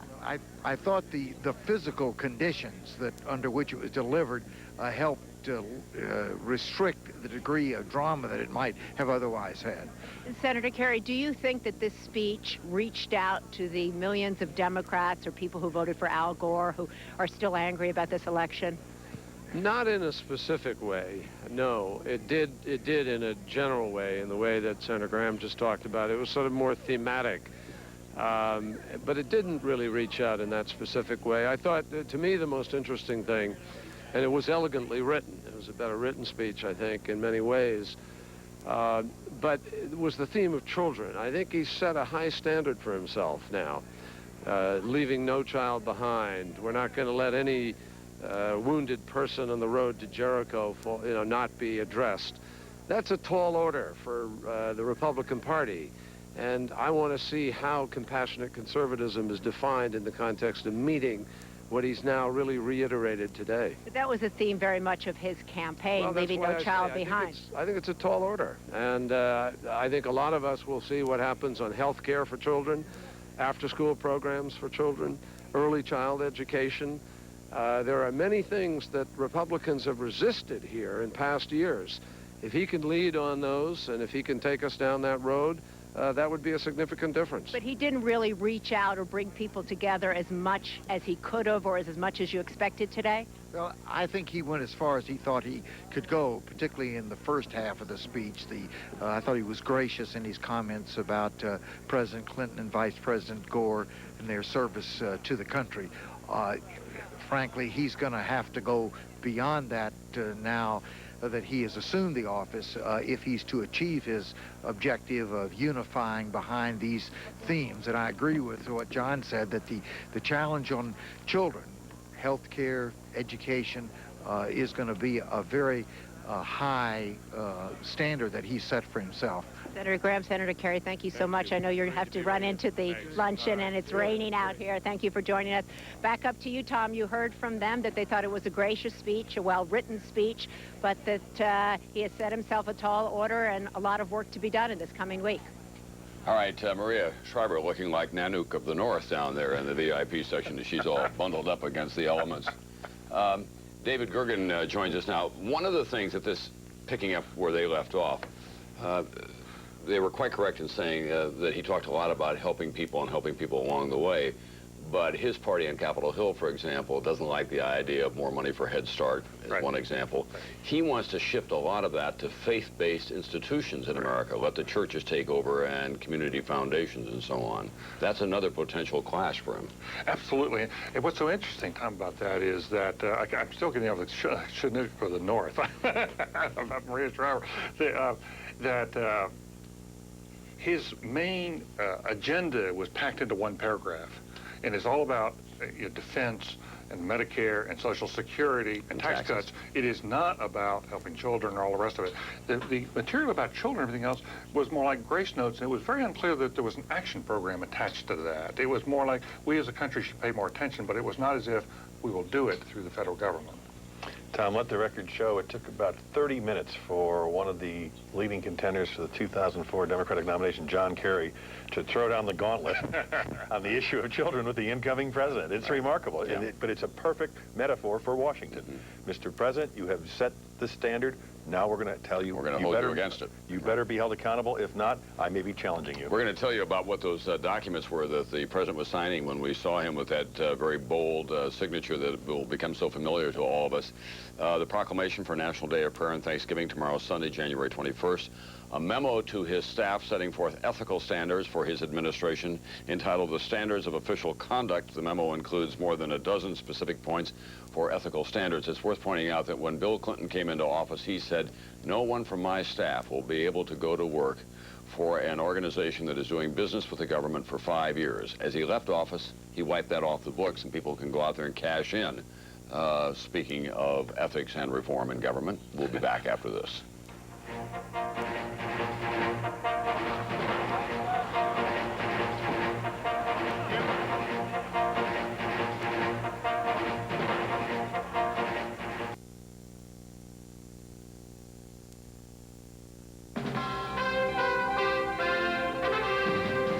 The heavy snow of the night before the inaugural was cleared away for John Fitzgerald Kennedy to challenge a new generation of Americans. And so, my fellow Americans, ask not what your country can do for you. Ask what you can do for your country. What year was it? 1957, 1961, or 1965? Vote now at our website, msnbc.com. We'll give you the correct answer later today. The last time a presidential candidate went to his inauguration in a stovepipe atop silk hat, John F. Kennedy in what is called morning dress as well. And sitting in the background there, Dwight Eisenhower and Chief Justice Earl Warren of the U.S. Supreme Court. David Bondrelli of the Washington Post is a student of inaugural addresses, and he joins us now. A quick analysis of what you thought of George W. Bush and what he had to say today and the manner in which he said it, Mr. Bondrelli. Tom, I thought it was quite a good speech. Not one of the 4 or 5 all-time greats, but quite good. To me, inaugural addresses are one of 2 kinds. They can sort of comfort the country in a difficult time or challenge the country in a complacent time. And this was very much a speech designed to challenge the country. He called the American people a flawed and fallible people, which we are. He reminded the country of some of our darkest moments, particularly the legacy of slavery in the country. And he said that we need to step up to the plate as citizens to do more to build the country and send it on the story that we're all a part of, but none of us will see the end of. I thought it was a good speech and different from the ones we've heard over the past 12 years, which have been a little more triumphal after the end of the Cold War. It's also a matter not just of the words, but also of the delivery, isn't it, Right. David? Yeah, very much so. And George Bush is not a really comfortable formal speaker. I've looked at his speeches that he gave when he was inaugurated as governor of Texas, and he has improved a lot. His pace, I thought, was pretty good, and the delivery was good. It was not a terribly specific speech. As David Gergen and Tim Russert pointed out, there's not really an agenda there. But I thought he struck a nice tone, which is, hey, everybody, there's still a lot of work to do. Thank you very much, David Bondrelli from the Washington Post. We're going to be joined now by Hugh Price, who runs the Urban League, and the Reverend Gene Rivers of Boston, 2 African-American leaders in this country. One of the great challenges that George W. Bush acknowledges is that he has to do much better among people of color. He got only about 8 or 9% of the African-American vote, lower than Bob Dole even. And a lot of Republican people, advisors and others say that he's going to have to close that gap if he's going to govern successfully. Hugh Price, you're out there in Las Vegas. Give us your first reaction to the tone of the inaugural speech, first of all. Thank you. The speech reminded me of the overture for a play that's opening on its first night. I thought I was drawn in by notions of the role of government is to promote civil rights and the common schools. I thought the president was very clear about his commitment to children. The notion of promoting compassion and justice were, I think, right on time. There are discordant notes out there, of course. The Ashcroft nomination is still very problematic, and as the Wall Street Journal showed, there's still quite a gap in confidence in the African-American community. What will be key is how the script plays out, and I think that the president is very serious about children and very serious about raising the reading scores of our children, and if he can do that, that would be a welcome development for this country. You're known as a moderate leader in the African-American community. Hugh Price, and you run the Urban League. Has there been any attempt to contact you or to solicit your ideas about how he can close this chasm? Yes, I met with the transition team about education issues. I was invited to meet with the president a week before last when he talked to business leaders about the importance of education and what he intended to do, and I've shared a number of notions with him. And I've also said that the Ashcroft nomination is problematic for our community. So I've tried to give him straightforward, straight-shooting advice and have urged him to really focus on closing the opportunity gap in our society, closing the literacy gap, closing the home ownership gap, closing the employment gap. And if he can deal with those bread and butter issues, then he can close the confidence gap that separates him from African Americans in this country. Thanks very much, Hugh Price. Let's go to Gene Rivers now, the Reverend Gene Rivers of Boston. A lot of Republicans will say, hey, look, we've got an African-American as Secretary of State, another African-American who's a national security advisor. This is a president who's trying to put African-Americans in very prominent positions. How does that go with the rank and file in your community, Reverend Rivers? Right now, a significant percentage of the black community is willing to accept the Republicans based on their deeds. The commitments, the language is good. At the end of the day, the bottom line is results. Many of the black religious leaders who are issuing a pastoral challenge to the president and black leadership on Monday are outlining a legislative and policy agenda, and we want to be in dialogue with the president and his administration around specific legislative and policy priorities. So we look forward to the new administration and doing business with him. One of the leading African-American voices in this country, of course, is the Reverend Jesse Jackson, who became a point man in being critical of George W. Bush. In the course of the last week, it's been disclosed that he has a child out of wedlock. He has issued a statement of contrition. He's spending all of his time with his family now. He has not led a protest today in Florida. What has been the reaction of the African Americans that you know in your area about that disclosure? The response has been uniformly, this is a tragedy, and we should be praying for the family, and the Jackson family is in our prayers. Does it in any way among your followers and your friends diminish the Reverend Jackson as a leader of the African American community? It raises the question of how we, in public life, bridge the gap between our private and our public. If we assume the role of moral leader, the morality should be consistent. And so while there is empathy and concern for the welfare of the Jackson family, by the same token, the biblical tradition from which Reverend Jackson and myself emanate says that we should be judged by our deeds, and as spiritual leaders, we are to be held to a higher moral standard. So there's empathy, but there is also the recognition, to be frank, that we that are in, we as moral leaders and religious leaders have to be consistent, and that's sort of the tension that we have. Reverend Rivers, thank you very much for being with us today. Thank you. You're looking at scenes now at Andrews Air Force Base as former President Bill Clinton emerges from the motorcade. He's now got his salute down at the end of 8 years. It was not even ROTC effective when he first began. And he did have to work on it because of that great split that existed between the commander-in-chief and uniformed military people in this country. Actually took lessons. Actually took lessons. He took lessons in it, that's right. He's going to have an honor guard before he leaves to go off to New York. By the way, Tim, for the first time in modern memory, at least, we have a president and a vice president who have not worn the uniform of the regular military.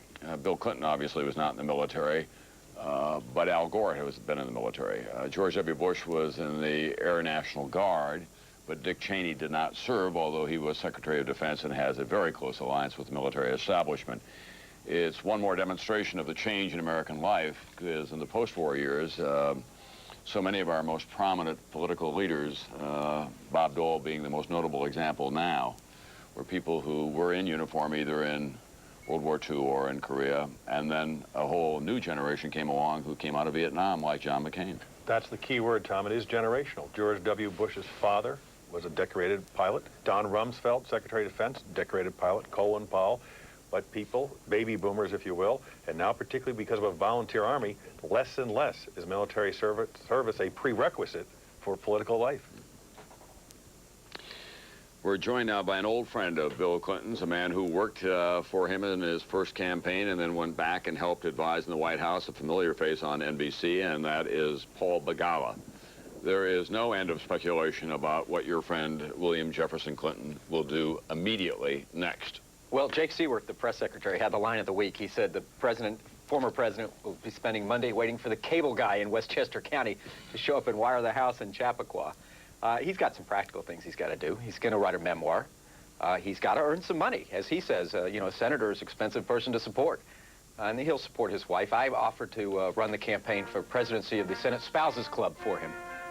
But I don't think he's got those ambitions now. Paul, as we watch the new administration now moving in for the luncheon in Statuary Hall with the members of Congress and former President George Bush there applauding Dick and Lynn Cheney, obviously. How much of a force can Bill Clinton be realistically in the Democratic Party? Obviously, his guy, Terry McAuliffe, is going to run the party. He's a superb fundraiser. Clinton's a young man. He still loves the game. But in this country, once you're out of power, it's hard to hang on to it in many instances. It is, and this will be a difficult transition for him. He'll hit the wall. I mean, you saw even this morning, he was still exercising the full authority of his office. I can remember a cabinet meeting we had in 1999 when he told the cabinet on the last day, I still want to propose new ideas. His wife, the Secretary Designate of Labor, Ms. Elaine Chao.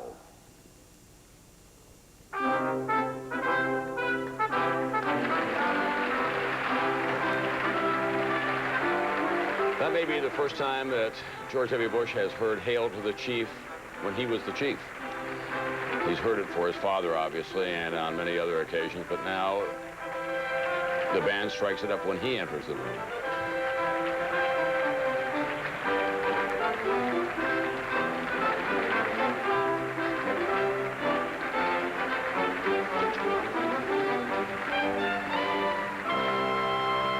The woman to his right is Elaine Chao, who's the wife of Senator Mitch McConnell. She'll be the new labor secretary. She was quickly picked to replace Linda Chavez when she was forced to withdraw.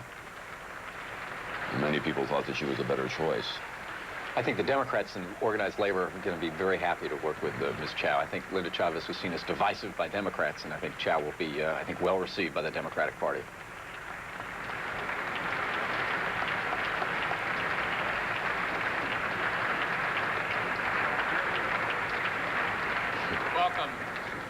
Welcome, everyone. Please be seated and enjoy your meal. At the end of the meal, we'll have a brief program consisting of a toast and some presentations. Paul, what are your friends on Capitol Hill on the Democratic side saying about how they're going to deal with this new president? Well, I think they're still trying to find where the core is. Where can they deal and where is there going to be steel? Well, some things any new president is going to force onto the agenda. And I think the new president in his inaugural tried to make that very clear. Education, first and foremost, tax cuts as well. But he does have a special challenge, Bush does, because the Democrats don't believe that he carried the majority of the votes. Clearly, the popular vote, he didn't. And so I don't think he instills the same sort of fear in the hearts of Democrats that Ronald Reagan did, or the fear that maybe I think Republicans had of Bill Clinton. So he's going to have to prove himself starting out. I think he's wise to focus on education, where he'll find a good bit of common ground with the Democrats. Let's take a moment now and watch the honor guard that has been assembled at Andrews Air Force Base, which is the president's personal airport. In effect, it's from there that he departs for foreign lands and arrives back. It's been that for some time, for presidents going all the way back to John F. Kennedy and Lyndon Johnson, Richard Nixon, obviously. And Tom, it was in that hangar the very week that he had to testify before the grand jury that he had to go and meet the bodies of those Americans who'd been killed in terrorist bombings in our embassies. It was in that hangar with the First Lady. It was probably one of the most difficult days of his presidency. With all the other crises swirling around, that, I think, was the worst day I ever saw him have in the White House. Bill Clinton, however, had an uncanny ability to deal with those moments well, as did Ronald Reagan. They both were such great intuitive politicians. And we elect our presidents not just to create new policy for us in education or cut our taxes, but also to lead us through those difficult moments. And I think that's where Clinton found his footing, much as President Reagan did when the tragedy of the Challenger accident happened, when the country was in great crisis in his time, whether it was the Oklahoma City bombing or these terrorist bombings overseas at our embassies. He always seemed to know instinctively the right chord. I think Bush is also a very good instinctive politician, and that's a strength he'll bring to the office. NBC's David Bloom is out there. He's with Terry McAuliffe, who has been a prodigious fundraiser for President Clinton and is now going to run the Democratic National Committee. David? Tom, a prodigious fundraiser indeed. Terry McAuliffe, the incoming chairman of the Democratic National Committee. First of all, Terry, you and your wife, Dorothy, are going to be on the former Air Force One, the Boeing 747, flying up to JFK in just a few minutes here. Yep. What do you expect that flight and these next couple days that you spend with the Clintons will be like? Well, it's going to be a unique experience for us. This will be the last time we'll be flying up on the plane. We're all excited. You know, I spoke to the president several hours ago. He's actually excited to move on the next phase of his life. He has loved the last 8 years, and we're prepared for his next 40 years. I was told by his former chief of staff, outgoing chief of staff, John Podesta, that he went into the Oval Office this morning, took a long look around, started to leave, went back in, took another long look, took a walk through the Rose Garden. Obviously an emotional day for him. Very emotional. I think the last several weeks have been emotional. This week he canceled several meetings in the Oval Office so he could just spend time in there alone and really reflect on the last 8 years that he's had as president of the United States. So any president, especially this president, who has really put his heart and soul into this job. Terry McAuliffe, thanks so much. Appreciate it. To give a prayer here at our luncheon. I can just have your attention one more moment. Reverend Graham. Franklin Graham, who's the son of Billy Graham, had his own misspent youth. Motorcyclist. He said he gave his mother all of her gray hairs, but he, like George W. Bush, has found a new track in life. We thank you for your provisions, for your goodness to us. And Father, as we partake of this food, we pray that it'll nourish our bodies. And Father, we pray today, especially for our president and vice president. Lord, guide and direct them in all that they do. Be with their families and their loved ones. And Father, we pray for each member of government that you will guide and direct them. We ask your blessing upon this time together. It's in Christ's name we pray. Amen.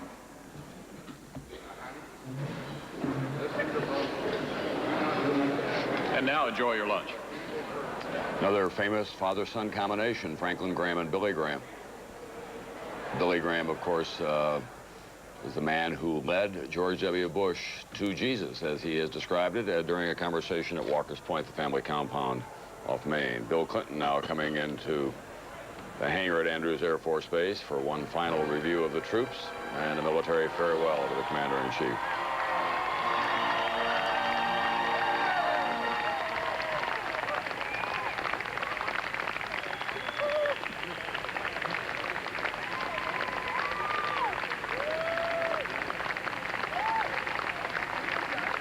Remember, you told me, Paul Begala, you've worked with a lot of politicians, but you said this was the Michael Jordan of your experience in that regard. Oh, absolutely. He never really needed coaches and handlers like me, although I was glad to be around with him when he had us on. He always seemed to know where the next step was going. He always knew where the game was going to go next, and I felt like his adversaries looked as if he was one step ahead of them at all the time, maybe more like the Harlem Globetrotters playing the New Jersey Nationals in the basketball.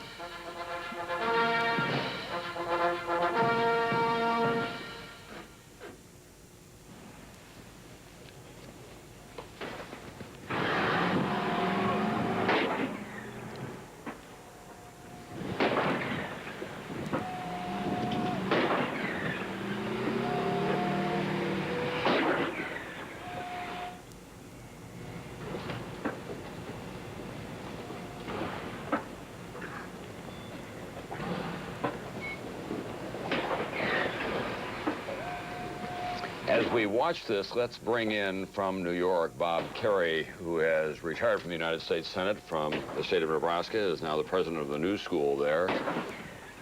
Senator Kerrey, you had your differences with Bill Clinton over the years from time to time, but I do know that you admired his political skills. But were you surprised by the deal that was struck in the final 24 hours of his administration with the independent prosecutor?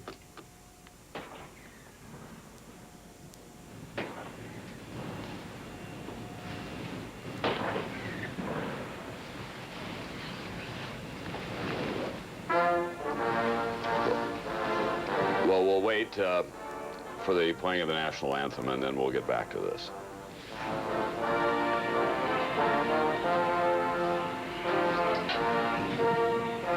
You didn't hear me.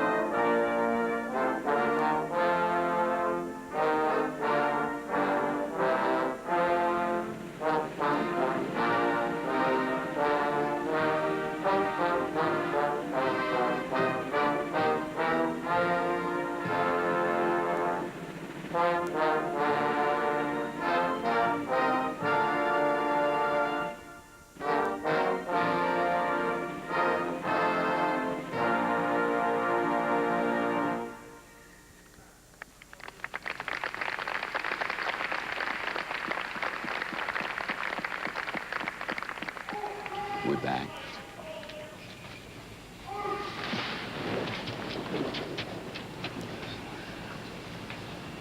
The outgoing commander-in-chief getting his final military moment here at Andrews Air Force Base before he gets on a plane and flies to New York, to Chappaqua, their home in the suburbs of the city. He's already found office space in Manhattan, where he'll have his transition office and then his office as the former president and work on his memoirs and conduct his business. I saw today that they have assets listed of about $2.9 million and legal debts of over $2 million. Mrs. Clinton got an $8 million advance on her book. The president is expected to get a very substantial figure for any memoir that he writes. And then, of course, in this world today, he can make a lot of money with lectures. Last year, Colin Powell made $6.7 million giving speeches at $75,000 and $100,000 apiece.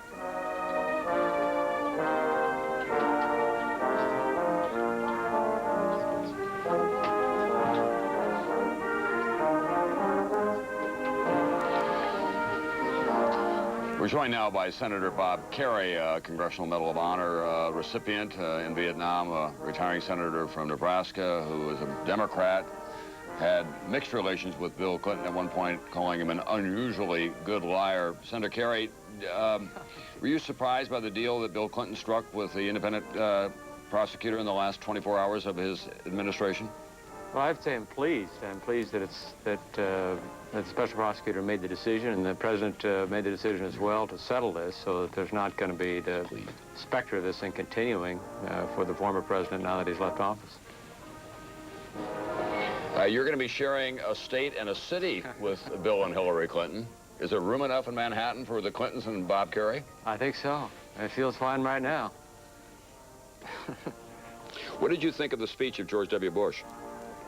I like the speech, although it's hard to hear the words just because it's such a marvelous moment to watch the transfer of power. I was sitting here thinking that the first one that I have any memory of all of was 52 when Eisenhower became president, and I had to learn 35 years later how Truman left office, and here I'm watching the president leave office and watch him go to Andrews Air Force Base. And so, I mean, the peaceful transfer of power is so awesome that I mean, I think what the President Bush did was quite good. His speech was quite good, and the content was quite good. But it's the ceremony itself that impresses me. And we're about to hear from Bill Clinton as part of this transfer of power. His parting remarks with Senator Hillary Clinton just behind him, and Chelsea, obviously.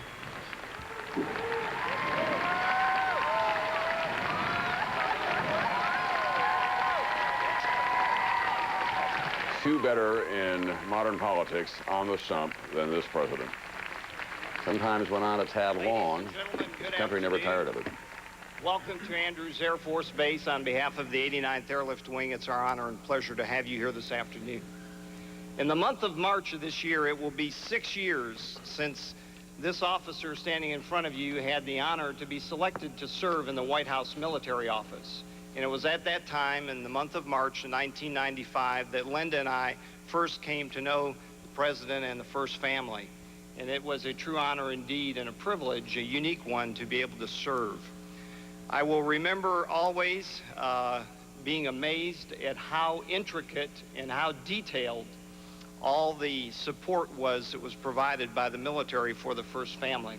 And when I left after the 96 campaign, Mr. President, I will always remember that, because we talked about the planes, the trains, the boats, and the buses, because you will remember President Clinton used all of those means of transportation as he campaigned across the country. And I will never forget going from Cape Girardeau, Missouri to Paducah, Kentucky on the bus run, a memorable occasion. Little did I know that in January of 1999, I would be selected to come back here to the 89th Airlift Wing to be in charge of all the airlift transportation for the President, his staff, and the White House as a whole. It's been a true honor for us to do that. And I would like to say, on behalf of all the 6,000 men and women of the 89th Airlift Wing, we've taken great pride in providing you the safest, the most comfortable, and the most reliable airlift in the world.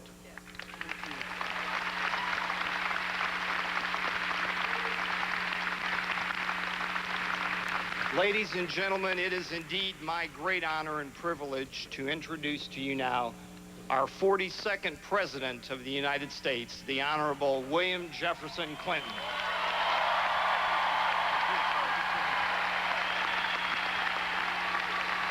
Thank you very much. Thank you. Thank you. Thank you. Well, first let me say on behalf of Hillary and Chelsea and myself, we thank you for coming. We're glad to see you. You know how it is when you leave the White House, you wonder if you'll ever draw a crowd again.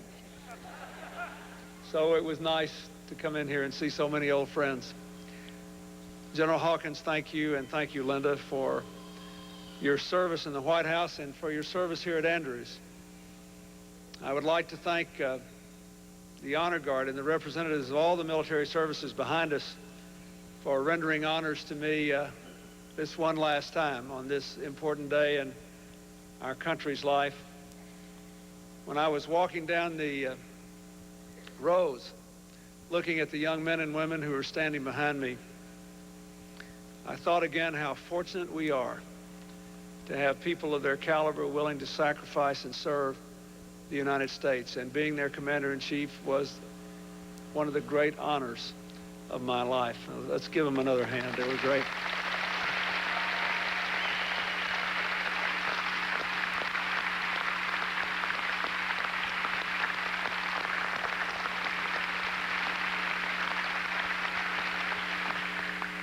Now, let me say to all of you, I had a very good morning, and I think we all did. We had sort of a bittersweet goodbye at the White House. We went around and said goodbye to all the staff there, took a last look at all the rooms, welcomed Vice President Mrs. Gore, and then President Mrs. Bush and Vice President Mrs. Cheney and Andy Card, the new White House Chief of Staff. We had a nice little visit, and then we went down to Capitol Hill together and conducted the inaugural ceremonies as prescribed by the Constitution of the United States. I was really grateful that the band was here today. Some of you have heard me say that one of my great fears is that I won't know where I am for 4 or 5 months because I'll walk into a big room and no one will play a song anymore. But I want all of you to know that I feel, as John Podesta did, we walked out of the Oval Office for the last time today, about 10:30. And no, about 10 o'clock, and he was tearing up a little bit. He just said, "We did a lot of good. We did a lot of good." We did a lot of good.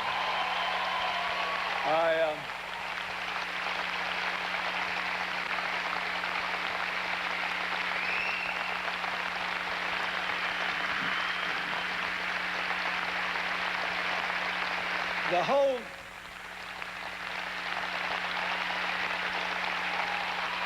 did a lot of good.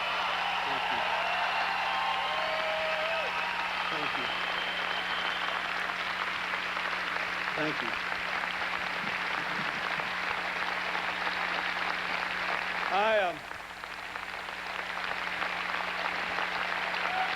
Thank you. Thank you.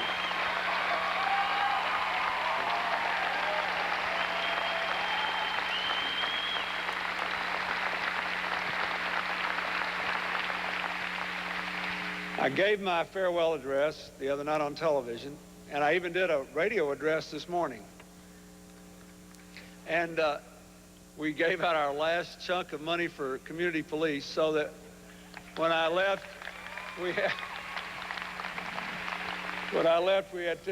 gave out money for 10,000 more police. And I said, you know, when I ran, I promised you 100,000 police, and this is 110,000. We gave 110% effort for 8 years. And I just want to say how grateful I am to all of you.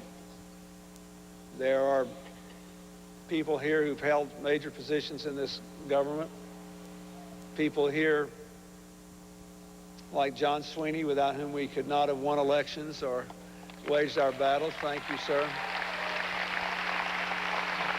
There are people here I've known all my life, and people here I met in the course of running for president, and people here who are here because they worked in this administration and they believed in what we were doing.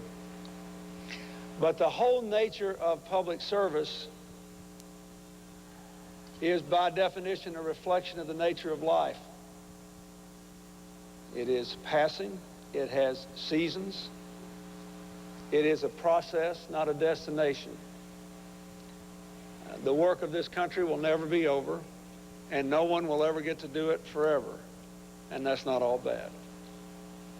We have been very fortunate that the system under which we live has given all of us a chance to live as we have, to work as we have, to serve as we have, and to see our country and the world so much better off. It was a great gift to us, and we should not be sad today. We should be grateful today, and happy, and full of belief and hope for our country. I don't want to start calling names, or I'm afraid I'll never stop, but I do want to thank one person in particular for coming out here today and for meaning so much to me these last 8 years. Senator Chuck Robb, thank you for being here. You are a wonderful man. Thank you. Thank you. So, now we have to go on to the next chapter in America's life and our lives and our struggle to do the things we all believe in. I will always feel good about this, and you made that possible. So you see that sign there that says, please don't go? I left the White House, but I'm still here. We're not any of us going anywhere.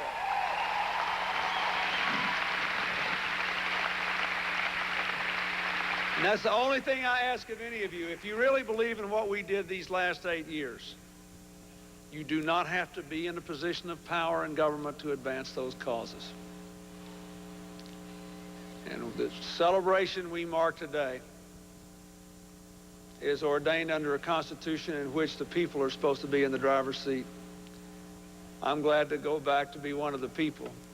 Maybe for the first time in 8 years, I'll be in the driver's seat in a way I never was. Whatever happens, I think I can speak for all of us. We are profoundly grateful. You've got a senator over here who will be a voice for you.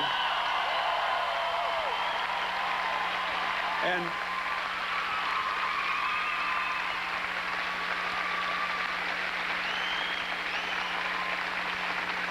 I am very proud of her, and I'm very, very proud of Chelsea, and I'm very grateful to them. So, we're going to New York and spend the weekend, and then Hillary will show up promptly so as not to miss any votes, and to fulfill the oversight function of the United States Senate.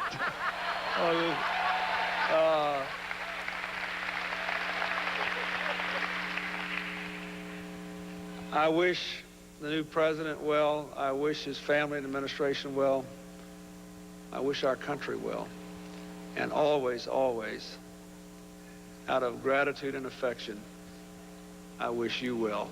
You gave me the ride of my life, and I tried to give as good as I got. Thank you, and God bless you.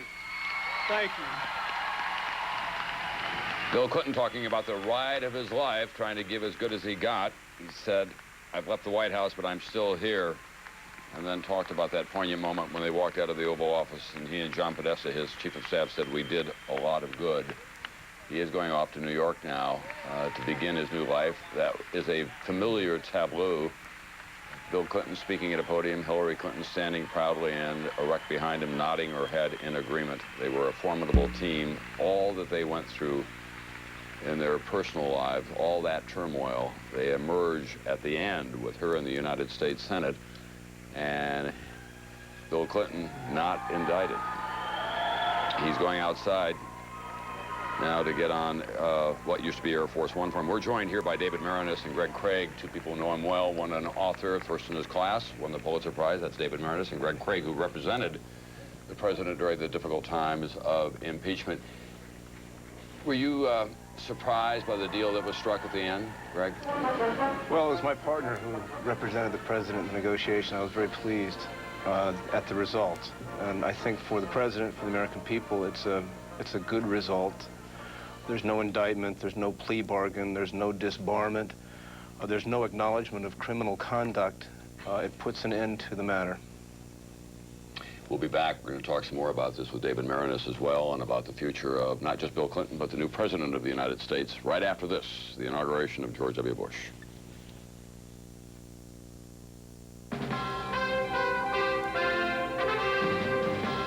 And so, my fellow Americans, ask not what your country can do for you.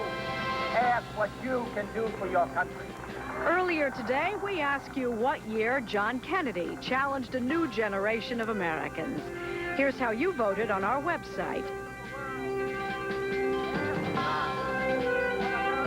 The correct answer, the inaugural of 1961.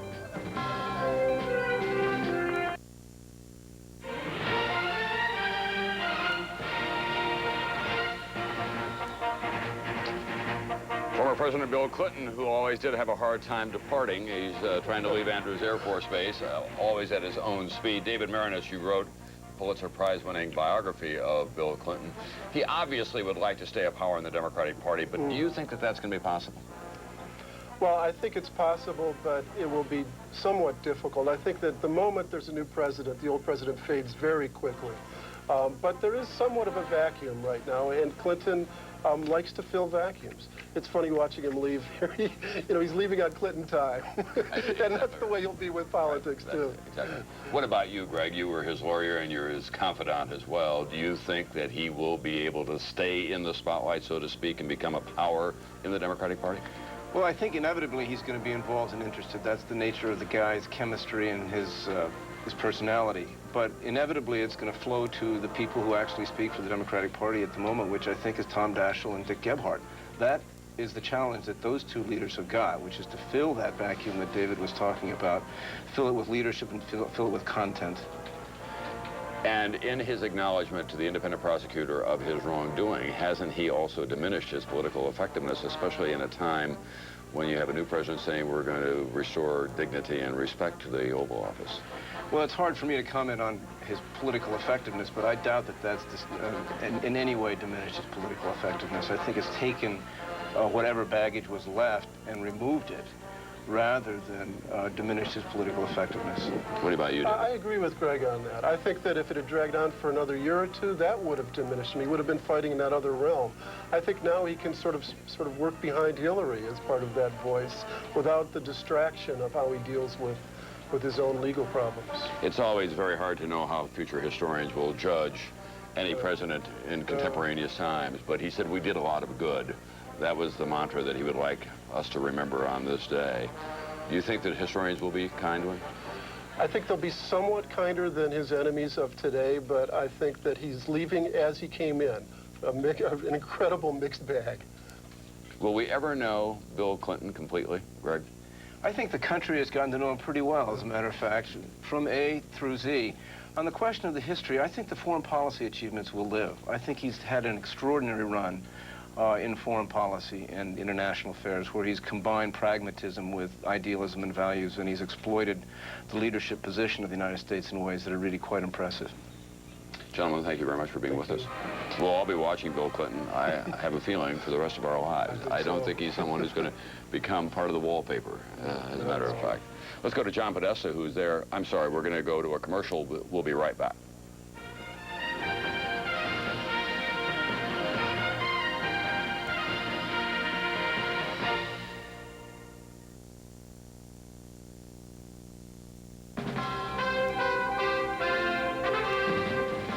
It was a long way from the haberdashery in Kansas City to the east portico of the Capitol, but Harry S. Truman defied the pollsters and took the oath of office.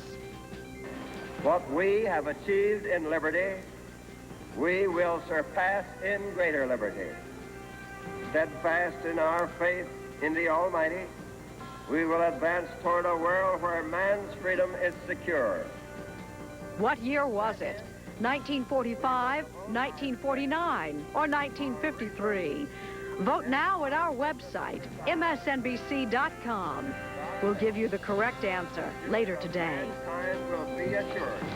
I'm not going to give you the answer, but in fact, it was the first televised inaugural. Harry S. Truman, obviously in black and white, the senator from the state of Missouri who became vice president and then president of the United States. Ken Duberstein is with NBC's Andrea Mitchell. He was White House Chief of Staff during the administration of Ronald Reagan. Ronald Reagan will turn 90 years of age on February 6th. Let's go to Andrea now. And we know that's a very important birthday. I'm here with the Duberstein family, in fact. Ken, you've talked to the Reagans. I know you've been in touch with the family. Ronald Reagan, 90 years old on February 6th. You got on that chopper with him and flew out to Andrews. What was that experience like when you circled the White House? Well, you know, as we circled the White House, the president looked down. President Reagan looked down and turned to Nancy and said, "Look, dear, there's our little bungalow." And if there was ever a moment of tears, that was the moment, because it's a melancholy time as you leave the White House. And he's not doing well now. I mean, we know that he hasn't been mobile even before this happened.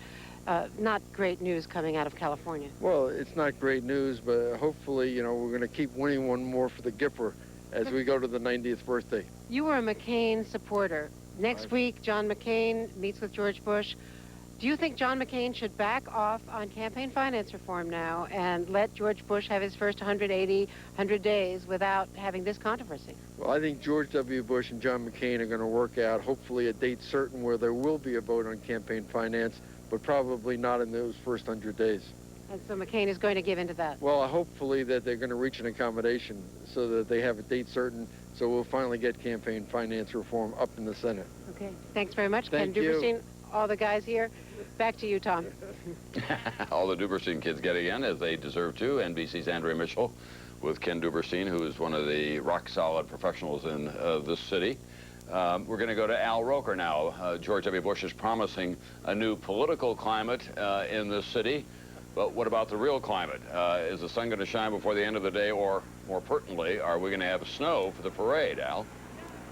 Well, Tom, it looks like snow will get here, but it won't be till after the parade. As you can see in the stands, umbrellas now sprouting very quickly. The rain is coming down. It's 36 degrees. We got a wind chill of about 20. I think the rain will get a little more steady. Then we look for some sleet to mix in during the parade, about 2, 3 o'clock, and by 6 o'clock tonight, we're looking for 2 to 4 inches of snow. However, on the other hand, as far as Washington inaugurals go, they're no stranger to bad weather. I, Ronald Reagan, do solemnly swear. I, Ronald Reagan, do solemnly swear. The second swearing-in ceremony for President Ronald Reagan forced inside the Capitol Rotunda due to the weather outside. 1985 went down in the record books as the coldest January inauguration ever. The temperature at 12 noon, a mere 7 degrees, with wind chills as cold as 30 below. It was cold and raw for 9th President William Henry Harrison's inauguration also, but they stayed outside all during his 1 hour and 40-minute speech on March 4th, 1841. Later that night, Harrison got a chill, which turned into a cold and then pneumonia. He died 1 month later. 10 inches of snow descended on the nation's capital just before William Taft was to be sworn in on March 4th, 1909. Another indoor ceremony. President Franklin Delano Roosevelt's second inauguration was the first held on January 20th.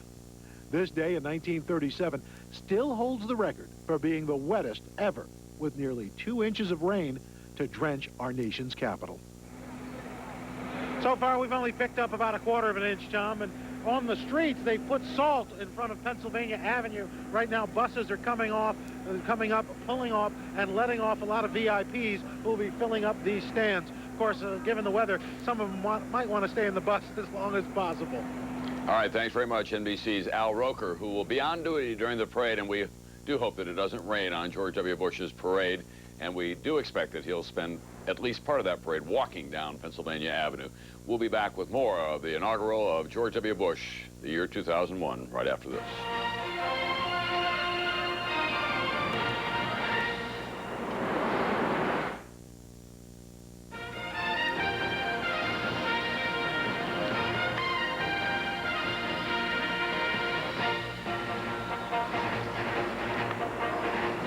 Back in the nation's capital, the lunch continues in Statuary Hall. They're in the rotunda of the Capitol, congressional leaders.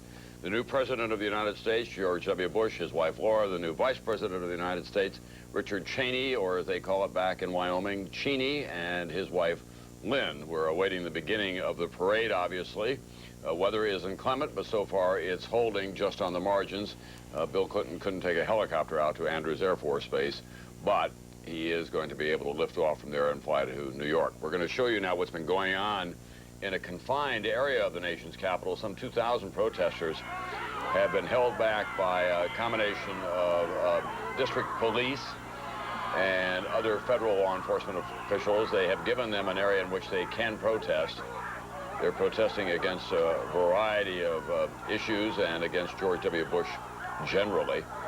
They don't want them to spill out of this area. There was an enormous amount of security. This is a cameraman who's getting shoved around for unexplained reasons. I guess he didn't move fast enough.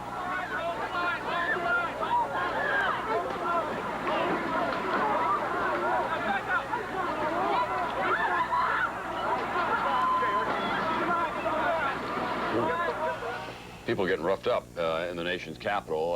The police chief here did say that he would not allow that to get out of hand. We don't expect that it will spill over into Pennsylvania Avenue and the parade itself. So that's a first test, obviously, of George W. Bush and his call for civility, Tim, and for a new spirit of harmony here in the nation's capital. We've got to be careful of those kinds of things, but clearly the D.C. police realize that it could get out of control, and they don't want to jeopardize anyone's security or safety. Everybody's mindful of what happened in Seattle, obviously, exactly when right. They did lose control, and there were a lot of world leaders there, and they were in a perilous state for a time. Now we have the leaders of this country and a lot of visiting dignitaries as well. One of the first decisions George W. Bush has to make, Tom, is whether to reopen Pennsylvania Avenue in front of the White House, which was closed down by President Clinton. Be interesting to see what he does. A big applause line when he talked about the tax cut today. This audience loves tax cuts. And George W. Bush, during the entire campaign, never flinched. $1.3 trillion, he was going to go to Washington and enact it. And we have seen some interesting movement over the last couple of weeks by the Democrats, who said, you know, the surplus is bigger than we had thought. And the recession, the R word, may be looming. Perhaps we should have a larger tax cut than we had suggested, and it should be front-loaded much more quickly than we had thought. I think these parties are very close to coming to an agreement on tax cuts relatively soon. Do you think that they will be as large as George W. Bush had hoped? Well, I think they'll get there eventually. If he has to give some on the margins, but if he does the estate tax, he does the so-called marriage penalty, but he will do a rate reduction as well across the board. And Tom, he now has some capital with the more conservative elements of his party because of the Ashcroft nomination. We can go to them and say, I stood with you with John Ashcroft. Give me a little flexibility on this tax cut. I'm going to get it eventually over time, but I got the vast majority of what I wanted and proposed. All right, we're joined now by Larry Kudlow and also by Laura Tyson, who is, they stand on opposite sides, obviously, of all of this. Larry, you're well known as an advocate of tax cuts. The Ways and Means Committee is looking at it more favorably, but do they have to go to the $1.3 trillion figure right off the bat? Well, I think, you know, the process here is going to be, the President will submit, you'll see it in greater detail in the State of the Union message, and then his budget comes out a week later. That puts you into early February. And then the tax writing committees, Ways and Means in the House and Senate Finance in the Senate, will then take a look at it. I can speak, you know, 20 years ago, I was in Reagan's Office of Management and Budget. We also had a broad-based tax cut during a period of recession or economic downturn. And what happened then, which may prove to be apocryphal now, we made our proposal marginal rate cuts, but members of Congress actually expanded that proposal. Indeed, Democrats expanded that proposal in a number of key areas, not least of which was business tax cuts, which Bush has not yet proposed. And I think you're going to see an expansion of this, particularly as Tim noted, the Congressional Budget Office is going to be coming out in a week or two with much larger budget surplus projections. Well, let's see what Andrea Tyson thinks about all that. She's the dean of the Berkeley Business School, and she was the chief of the Council of Economic Advisors in the Clinton administration. Do you think that the surplus is now so large and that the economy needs a kickstart that it's a good idea to go to a tax cut of that magnitude?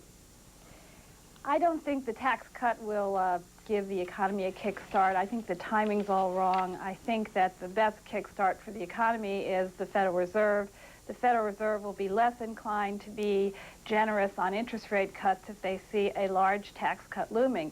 If the politics are as your commentators suggest, the fear of the Federal Reserve, and frankly the fear of the rest of the world, is we're going to get an even bigger tax cut than $1.3 trillion and get back on the road to fiscal irresponsibility, which marked the 1980s and marked President Bush Sr.'s administration as well. So I think I'm very saddened by the fact that the politics are mounting for a large tax cut, which I do not believe the economy needs or the country needs.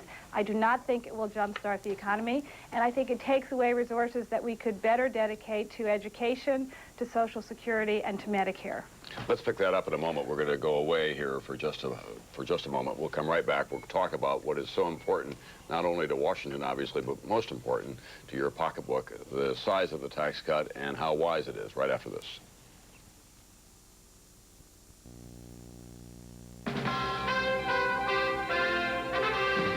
What we have achieved in liberty, we will surpass in greater liberty. Steadfast in our faith in the Almighty, we will advance toward a world where man's freedom is secure. Earlier today, we asked you what year Harry S. Truman took the oath of office on Capitol Hill. Here's how you voted on our website. The correct answer, 1949, following the election where the pollsters predicted he would lose. And when he returned to Missouri, he was asked by reporters what was the first thing that he was going to do now that he was the ex-president of the United States, and Harry Truman said, well, I'm going to carry the bags up to the attic and put them away. Bess wants me to do that. A different time for a former president. Larry Kudlow is here with us in Washington, and Laura Tyson's in California. You were about to dispute her claim about the effect of the Fed. Well, I just want to respectfully disagree with my friend Laura on all her points, actually.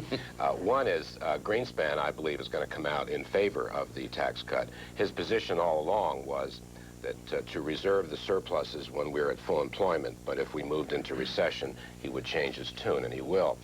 Second point, in terms of the timing, there's a growing bipartisan consensus that front-ended tax cuts, which means when they pass, let's say they pass in the spring or early summer, they can be made retroactive to January 1st, at which point the IRS immediately reduces withholding rates, and therefore the money flows into the private sector. And my final point is The Federal Reserve in general can print money, and we need some more liquidity in this economy, absolutely. But only the private sector can produce the goods and investments to make the economy grow. Otherwise, we'll have a repeat of the 1970s when the Fed prints money and we get inflation, not growth. Laura Tyson, you're up.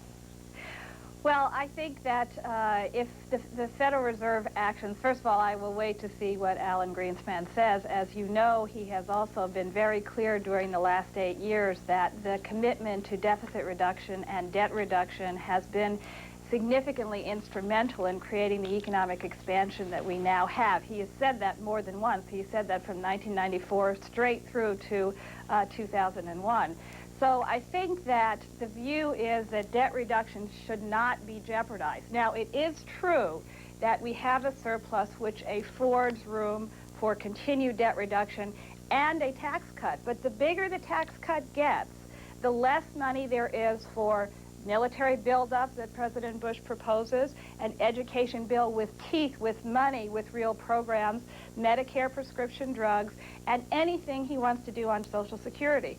So the danger here is that, again, we get ourselves into an overpromised world. We pass some tax cuts early. We try to pump up the economy that way, and then we find ourselves unable to deal with these other priorities. Laura Tyson, thank you very much. Larry Kudlow, thank you. I kept a clock on it. There was parity, so far as I could tell, in this era of new civility. We're going to show you just briefly now President Clinton having a hard time saying goodbye. It's the long goodbye at Andrews Air Force Base. He's still shaking hands.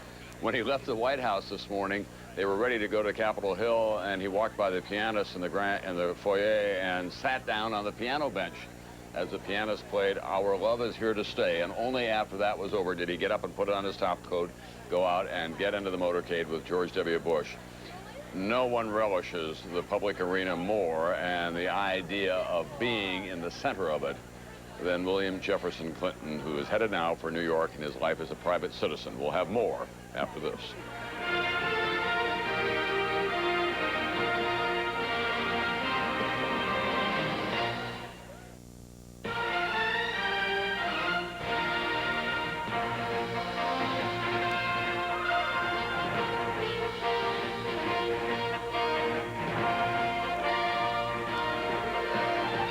From NBC News, the inauguration of George W. Bush. Live from Washington, here is Tom Brokaw. As we await the end of the Capitol Hill lunch and the beginning of the parade that will carry the new Bush family to the White House and Dick Cheney and Lynn Cheney to their new offices and power as well. Whenever there's a transition of power in Washington, D.C., there's a great deal of talk about a change in the culture as well. And when you have a defined culture like Texas coming to town, there are a lot of questions and a lot of speculation about what's in and what's out. NBC's Andrea Mitchell has been keeping track of some of that for us. Andrea, what's the latest? Well, the latest here is a driving rainstorm. Fortunately, the ceremonies were held in a much lighter drizzle. But already you can see in this city that it is a very different kind of culture, Tom, and we're not just talking about politics. The transfer of power. Bill Clinton out, George W. Bush in. I'm optimistic that we can change the tone in Washington, D.C. But that's not the only transition taking place in Washington. Barbra Streisand is out. Bo Derek is in. Golfing is out. Fishing is in. James Carville is out. Mary Madeline is in. No comment. Arkansas Razorbacks are out. Texas Longhorns are in. And so is Texas Style. We are a Texas-based store, a Texas-based company, and I think a lot of our merchandise, things that we bring in, will be very popular with Texans. They're incredibly well-dressed. They have wonderful jewels, the rich ones do. They give very elaborate parties. They really have a wonderful time. I must say, if you want to have a good time, you go to Texas. When it comes to women, pantsuits are out, skirts are in. Republican women, and certainly the big fundraisers, have a tendency to be very big dressers, lots of makeup, designer clothes, that kind of thing. At the State Department, brooches are out. Military decorations are in. Nothing wrong with ranches, but I don't yet do ranch wear very well. All-night budget sessions out. Early to bed is in. One way you deal with it is go to bed at about 9:45 at night. Tony Blair is out. Vicente Fox is in. Sox is out. Really out. The Clintons aren't even taking their cat with them. But Spot, Millie's daughter, is in. Rosie is out. Tom Selleck is in. For that matter, James Brady and gun control are out. Charlton Heston is in. From my cold, dead hand. But the most important thing to remember, in Washington, what is once out can very quickly be back in. And we certainly saw that transition as Bill Clinton was leaving Andrews Air Force Base. Things can get back in, but not for at least another 4 years. Tom? Thanks very much, NBC's Andrea Mitchell. When I talked to Governor Bush last weekend at the ranch, he said he's going to have more elegant entertaining going on at the White House. State dinners only inside, not in tents. But he's looking forward to having family and friends join him at Camp David, for example. I think we may even see a Super Bowl party there so he can get his buddies in town. And we will see a lot more cowboy boots, Tim. No doubt about it. Tom, this is a tightly run administration in stark contrast to Bill Clinton. We hope they start leaking a lot more than they have been lately, I must tell you. Yeah, that's right. We'll be back. We'll be talking with one of George W. Bush's friends from his adolescence right after this.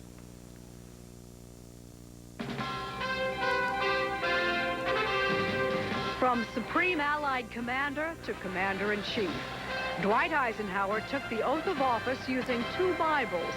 One was George Washington's, the other a gift from his mother. He challenged Americans with this question.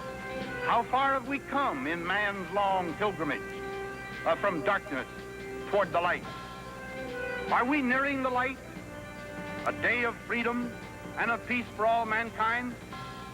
Or are the shadows of another night closing in upon us? What year was it? 1949, 1953, or 1957? Vote now on our website, msnbc.com. We'll have the answer later today.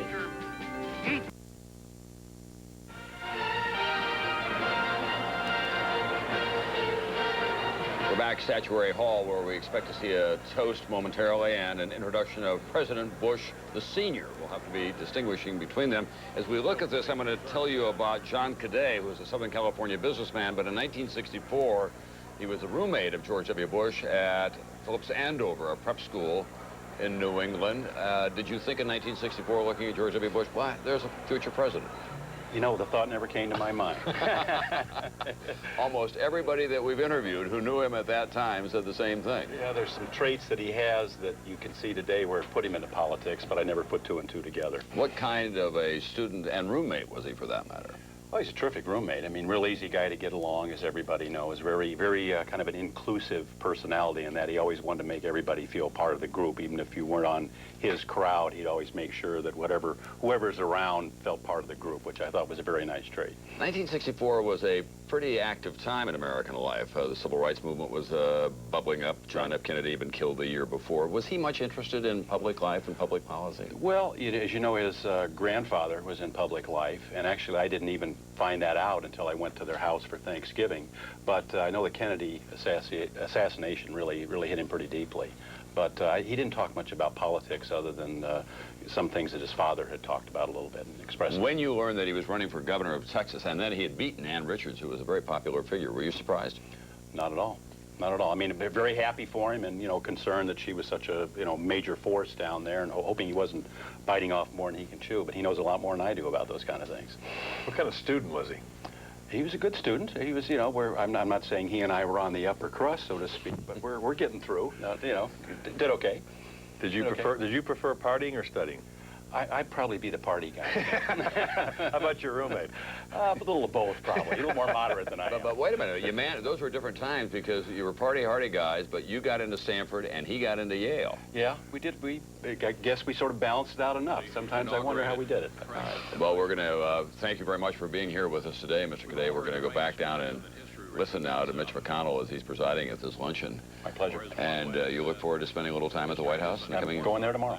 Oh, good enough. Have a good time. Thanks a lot. I sure will. And George W. Bush keeps saying you got to watch these friends of his in Texans because they steal the silverware, so we don't want you to be doing that. I'll be careful. I want to go to that Super Bowl party, though, you're talking about. Extremely close. Okay, let's go back down and listen to Mitch McConnell a little bit here. The nation was divided. Then as now, our nation needed a leader who could heal the divide. President Jefferson beseeched a divided nation to unite with one heart and one mind, reminding supporters and opponents that every difference of opinion is not a difference of principle. To bring about that unity of purpose requires a special leader with a special gift. A leader like our new president, who comes as a uniter. Someone like Joshua and Caleb, who were chosen to lead the people into the promised land because they exemplified a different spirit. Would you all stand and please raise your glass in a toast?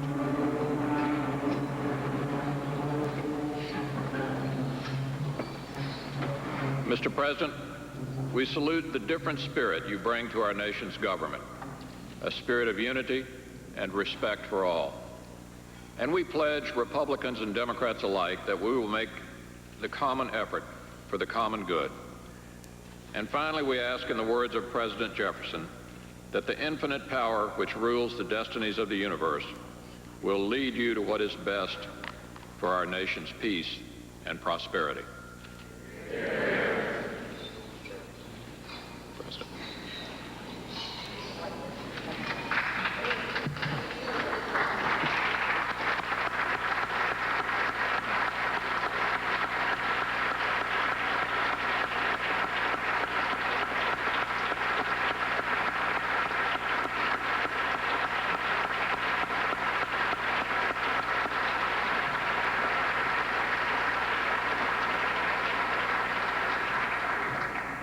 Starting in 1989, the President and the Vice President have received from the Congress on this day 2 handcrafted crystal bowls, each resting on a solid leaded crystal base upon which is engraved their name. Each gift weighs 40 pounds. Now, Mr. President, that's nearly as hefty as some appropriation bills we'll be sending your way soon.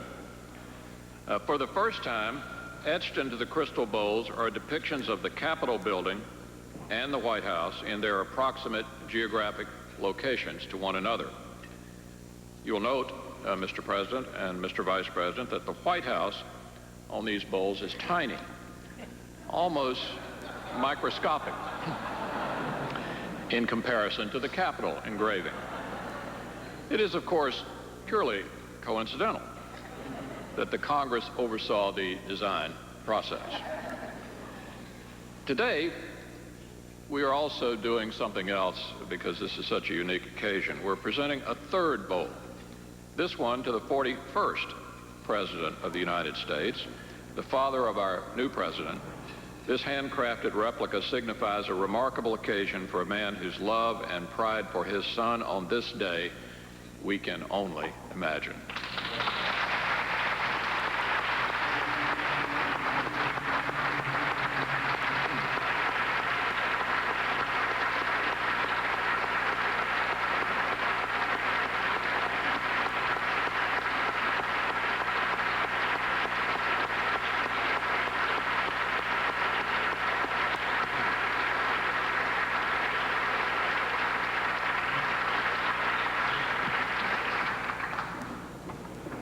I'd now like to call on the Speaker of the House, J. Dennis Hastert, who will present flags to the President and to the Vice President.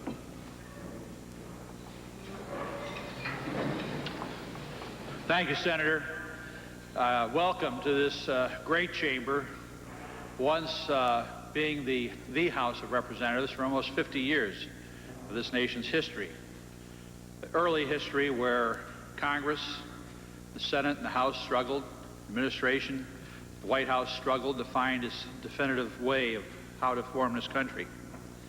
Now, we're much more matured as a nation that today handed over the reins of power from one party to another party in peace, tranquility, in a congratulatory manner. the symbol of this great nation, of this place, of the American people, the flag of the United States. Mr. President, Mr. Vice President, this morning at dawn, we had 2 flags raised over the Capitol of the United States. And it's our great honor to present those to you that were brought down right after the finish of the inauguration. However, I'm not going to hand them to you because they're a little wet. So we're going to properly dry them out and present them. But on behalf of the Congress, on behalf of this gathering here, we wish you the best. We know that these flags will be a symbol to this day and a symbol of a great beginning. Thank you very much. God bless you.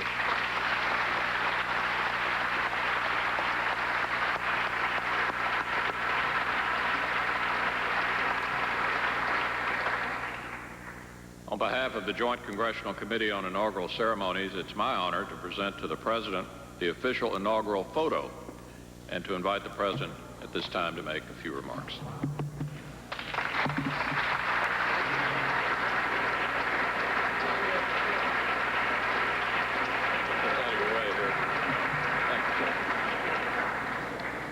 Senator, thank you very much.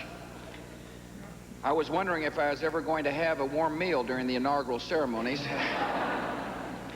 And so I want to thank you for the food. Mr. Speaker, thank you. Congressman Gephardt and Senator Daschle, thank you all very much for your kind hospitality. President Carter and Mrs. Carter, I'm so honored you all took time out of your lives to come. It means a lot to Laura and me for you to be here. Thank you very much.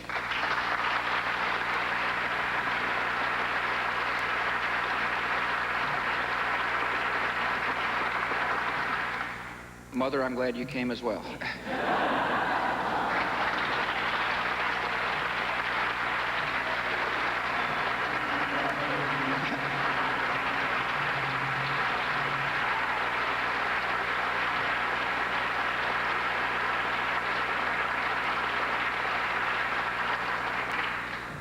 I know I can speak on behalf of the Cheneys that Laura and I have really relished this magnificent moment. It's a great testimony to our country. It's a testimony to the great land of America to have a sitting outgoing president and an incoming president sit side by side in peaceful transfer of power. I'm not so sure how much of it I'm going to actually remember. It was such a magnificent time for our country and for me. Today is also a testimony to 2 wonderful parents, people who instilled values and gave unconditional love.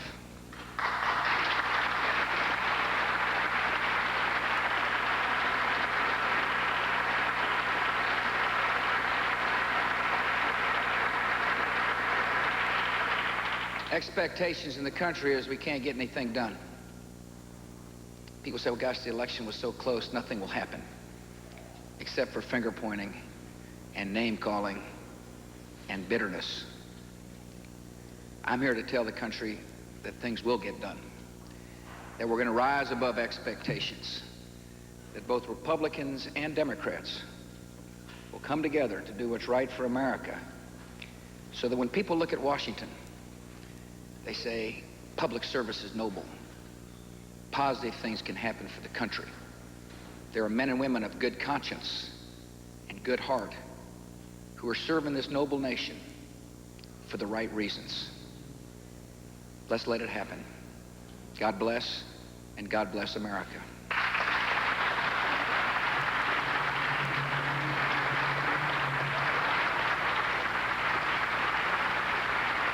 George W. Bush, his second short speech of the day, again repeating the theme that things can get done, that public service is a noble calling, and that expectations may be low, but they will surprise people. This is the mantra that he has been repeating in the days leading up to his arrival here in the nation's capital, and it is expected to be, certainly in the first 3 weeks of his presidency, the operating theme morning, noon, and night. Let's get something done. Let's get the country moving. Let's show that there is bipartisan spirit in this land. We're watching all of this with Bill Nataglio, who wrote a biography of George W. Bush called First Son. It's the story of the Bush dynasty. He joins us now as we look in on all of this. What is it about George W. Bush that the country doesn't know that it probably should know?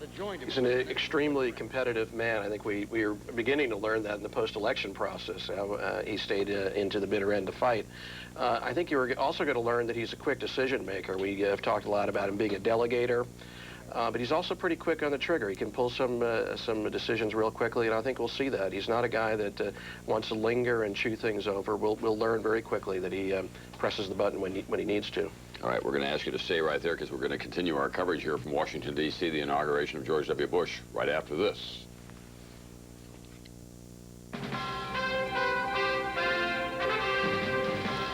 How far have we come in man's long pilgrimage from darkness toward the light?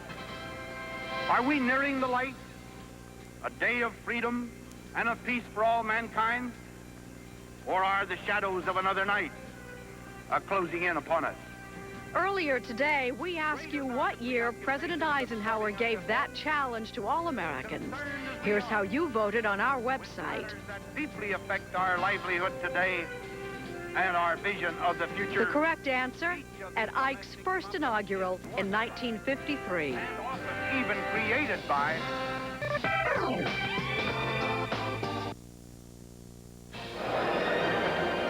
President of the United States, George W. Bush, and his family now, the luncheon in their honor at Statuary Hall is over in the Capitol. That means the parade is going to begin in what can only be described as miserable weather conditions. It's heavy fog, rain, some sleet mixed in with all that. That's been the forecast for several days now, and in fact, it did come true. Nonetheless, the parade is expected to go on as scheduled, and we do think that George W. Bush at some point will get out of the car and walk with Laura Bush for a portion of the parade. Let's go to NBC's John Siegenthaler now, who's with another Texan, Senator Kay Bailey Hutchison from Texas. John? Yeah, she's graciously agreed to step out in the rain and talk with us. Senator, thank you very much. Tell us, first of all, what it was like to see a fellow Texan up there taking the oath of office. Well, it was an incredibly different experience. Of course, I've seen 5 other inaugurations, but knowing George W. Bush as I do, and knowing the kind of person he is, really, it was very special. Now, you said you were watching former President Bush as the oath took place. What did you see? I saw tears in his eyes. He was so moved. This was just a huge, special moment for him, and I was touched at seeing that. I also was sitting right in front of Joe Lieberman, and I was looking at him as well, and he was also clearly just there and being a good sport, but he was touched as well. This is an emotional high for Republicans and for the Republican Party in this town, but after this day is over and after all the parties tonight, how is George W. Bush going to bring people together, especially in the United States Senate? I thought he made a very good beginning with his speech. It was a beautiful speech, and it was very healing, and I thought reaching out to people of all faiths and all types. But I do think it's going to be a very difficult Senate. 50-50 is going to be very hard. I think he will reach out and we'll try to forge alliances. You're going to be busy this afternoon. You had red cowboy boots on last night. I guess you'll have them on again tonight? No more cowboy boots. That was a one-time deal. All right, Senator, thanks very much. Good to see you. Tom, back to you. Thank you very much, NBC. John Siegenthaler. For a lot of Texans, the cowboy boot business can be overplayed a little bit as one of the state symbols, but there are no more sophisticated cities than Dallas and Houston, for example, and you'll find people in bespoke suits and very fancy loafers and lace-up shoes, not cowboy boots. We'll be back right after this.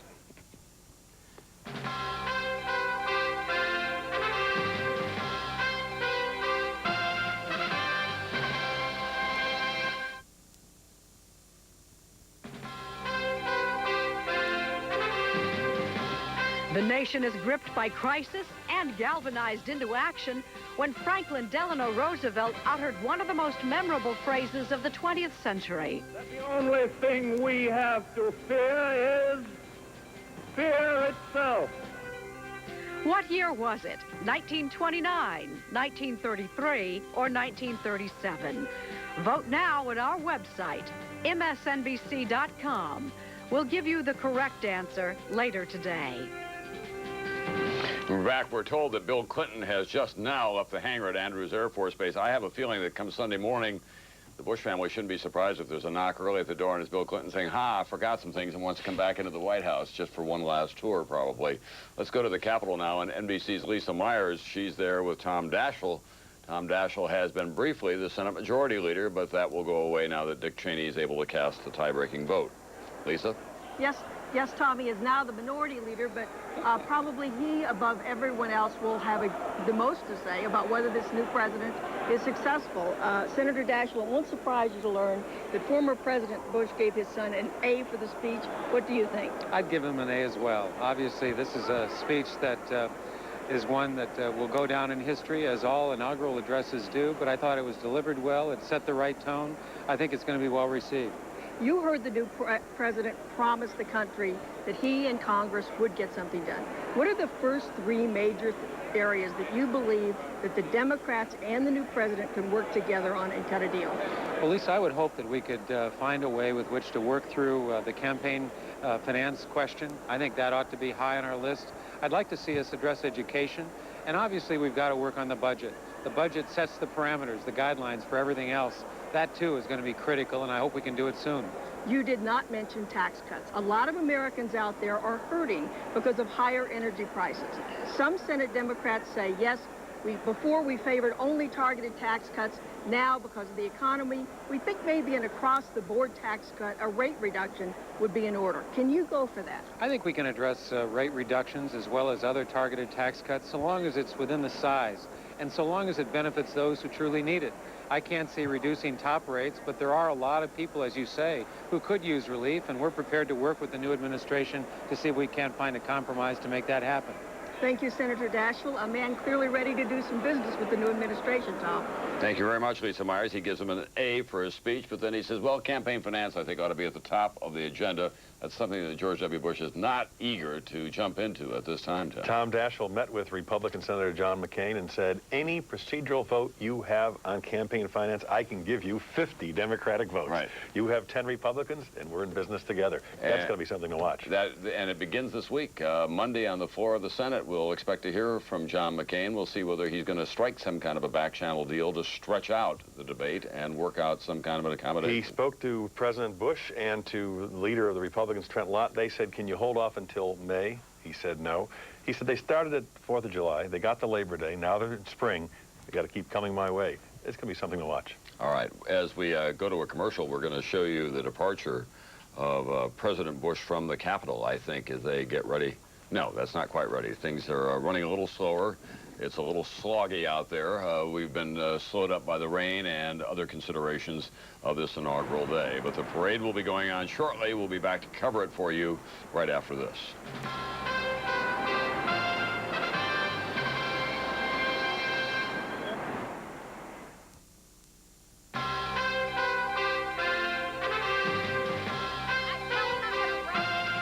We're back. An assortment of protesters gathered in the nation's capital. This is Navy Memorial. We think it's at 6th in Pennsylvania. NBC's Campbell Brown is there somewhere. Campbell, tell us what's going on. Well, Tom, we're about...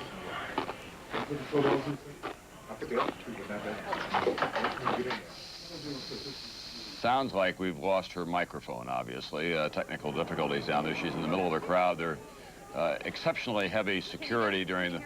Yes, now we can hear you. Okay, Tom, we're back. Some technical difficulties, but we're about halfway between the Capitol and the White House at the Navy Memorial. This has become one of the staging areas for the protesters, and it's a little chaotic, not very organized right now. There are a variety of protest groups here, including the National Organization for Women. Just a few moments ago, some of the protesters crawled up one of the flagpoles here at the Navy Memorial and tried to take down the flags and put up a black flag. They are covering the gamut of issues, protesting the vote count in Florida, Bush's position on the death penalty, and, of course, a lot of signs denouncing his choice for Attorney General, former Senator John Ashcroft. A lot of abortion rights people here protesting. There has been one arrest that we observed about an hour ago when one of the protesters tried to cross over the barrier onto Pennsylvania Avenue. Quickly, the police brought in reinforcements to line Pennsylvania Avenue. They're giving the protesters a lot of free rein right now because the parade hasn't yet started, but making it very clear no one is going to cross the line onto Pennsylvania Avenue. Tom? All right, thank you very much, Campbell Brown. Let's go to Fred Francis, who's also at a protest. Fred? Yes, Tom, earlier today, about the time President Bush was taking the oath of office, a real street battle about 6 blocks north of the parade route. The D.C. police made their first stand. It was a big stand. They had to fight off about 1,000 protesters who were heading for the parade grounds. The D.C. police told NBC News, we have to stop them here. We can't let them get anywhere near the parade ground because we do not have, in spite of 7,000 police, enough people down near the parade route to stop them. So they made a decision that they would stop them at 14th Street, and about 6 blocks north, about 15 to 20 people were arrested. Billy clubs came out, a few heads were cracked, but reinforcements came in. But it was a very close thing. The head of the D.C. police told NBC News that he came very close to calling out the National Guard to keep them from getting anywhere near the parade route.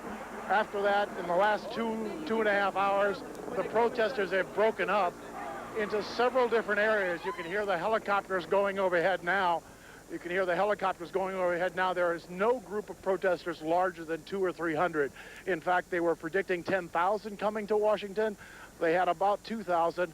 They are broken up. It is a sporadic protest, and the D.C. police have actually stopped them. Flying squads of police going to and fro the city. They actually, their tactic was any time they saw them getting anywhere within 4 blocks of the parade route, anywhere where there would be 4 blocks of dignitaries, they would move in these flying squads of police and stop them. So far it's been successful. I don't think that they will ever be able to get past the parade route, which is behind me here, about a block. They're within 2 to 3 blocks of the parade route. There are about 400 policemen in cars waiting to move. And that's the tactic they're using, and Tom, it seems to be working. All right, thanks, Fred Francis. We're going to go back to Campbell Brown now because there is more action at the Navy Memorial, which is very close to the parade route, and the police are beginning to show up in greater numbers. Campbell? They are indeed, Tom. There have been a few scuffles, and we're trying to make our way a little bit closer to where it's happening. There have been a number of protesters who were burning an American flag a few moments ago, and as I said before, some got into a scuffle with police as they tried to remove some of the flags at the Navy Memorial and replace them with black anarchist flags. Again, the police are trying to give people here a fair amount of free rein. There is a small group. I think there are some organized protesters, as I said before, the National Organization for Women. But again, most are peaceful, but there is a small group that has been going at it with police a little bit. And from what I can see, my vantage point right now, it looks like one group is trying to break across the barricade, and they're now throwing things across the barricade. It's going to be interesting to see to what extent the police get involved when the parade actually begins here, Tom. That will be the critical moment, obviously, as the motorcade carrying the president and the first lady and the other dignitaries, including former presidents and the vice president, go by that particular place, which is so close to Pennsylvania Avenue.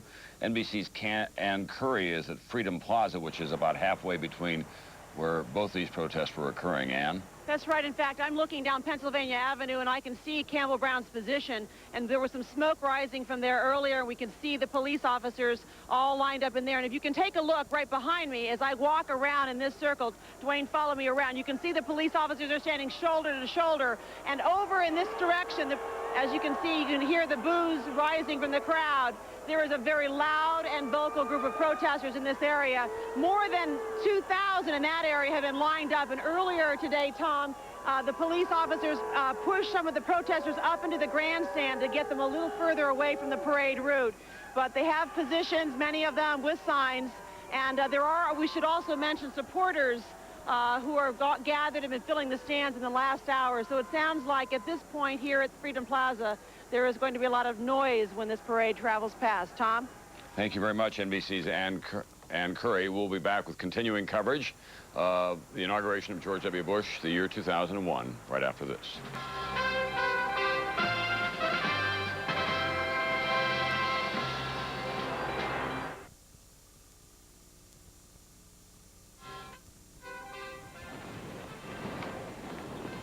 Bill Clinton and Mrs. Clinton finally getting into the reconfigured Air Force One. It's Special Air Mission One now. It's the 747 that will take them to New York. All former presidents and defense secretaries, for that matter, say when you ask them what they miss most, they say, I had my own Air Force. The president has a very comfortable office on board and his own bedroom there, but that now is not part of the post-election package, although there are considerable perks. They get Secret Service protection, they get cars, and a pretty healthy budget to run their office. So one president leaving town, the other one coming down the steps to the Capitol, preparing to go to his new address, 1600 Pennsylvania Avenue, where he'll review the parade and then spend the night after going to a number of inaugural balls. This part of American politics really hasn't changed all that much, Doris, over the years. No, that's right. The parade has been a long time in coming, and it's really an important part of the pageantry, I think. I mean, we don't have a king, but we do have a president, and there should be that ritual in the parade. I think my favorite parade story is that John Kennedy, when he was watching his own parade, noticed that the Coast Guard contingent had no blacks in it. So he then contacted a young aide, actually my husband, Richard Goodwin, and said, do something about that. And Goodwin said, my God, it's the first time I realized it wasn't just words. We could actually do something. The next day, the order went out to integrate the Coast Guard. He noticed even as he's watching. Right. Here it starts.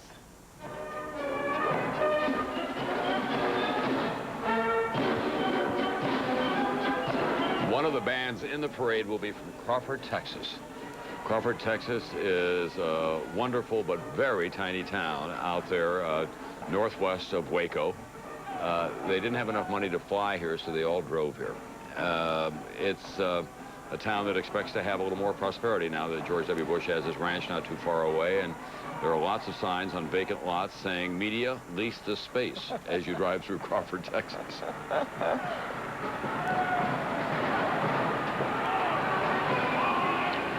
You know, Bob Kerrey mentioned it earlier, Tom, just the magic of this transformation of power. We take it for granted, but you don't realize how special it is. And when Bill Clinton was standing at the podium at the airport hangar without the presidential seal, right, it was so striking to me. He looked different to me. He sounded different to me. He was no longer the president. And in discussions with Robert Ray, the independent counsel, he was insistent that Bill Clinton enter into this legal agreement while he was still president. And I didn't quite understand it until you see today's events. Right. He wanted this official sanction, if you will, of a president of the United States still being held accountable. Right. And it would have been different if he had waited until next week as a former president. True indeed. Striking. True indeed. Absolutely.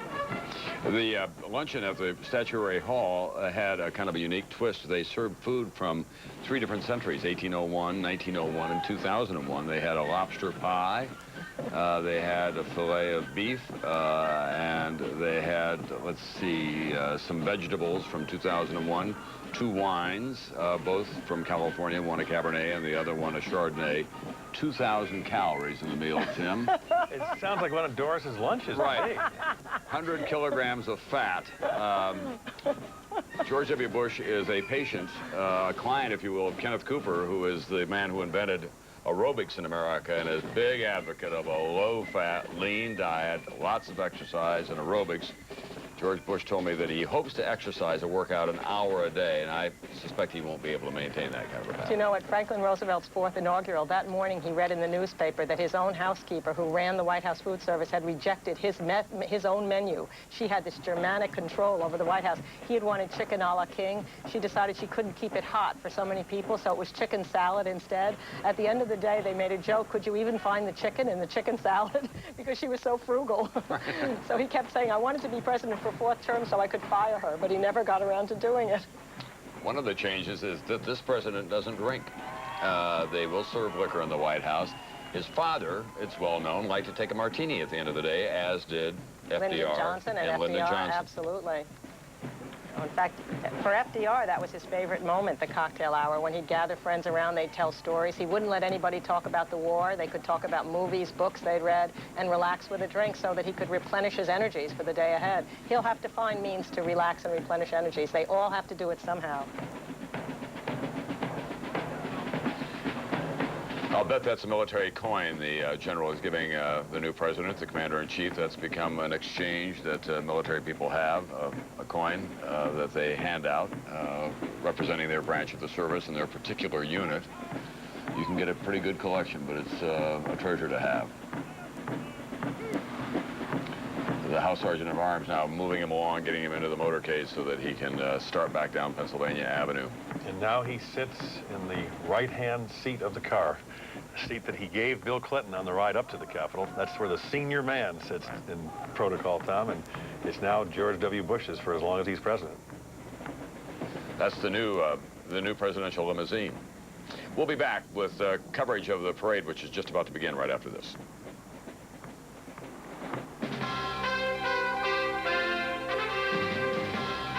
That the only thing we have to fear is fear itself. Earlier, we asked you what year Franklin Roosevelt uttered those words. Here's how you voted on our website.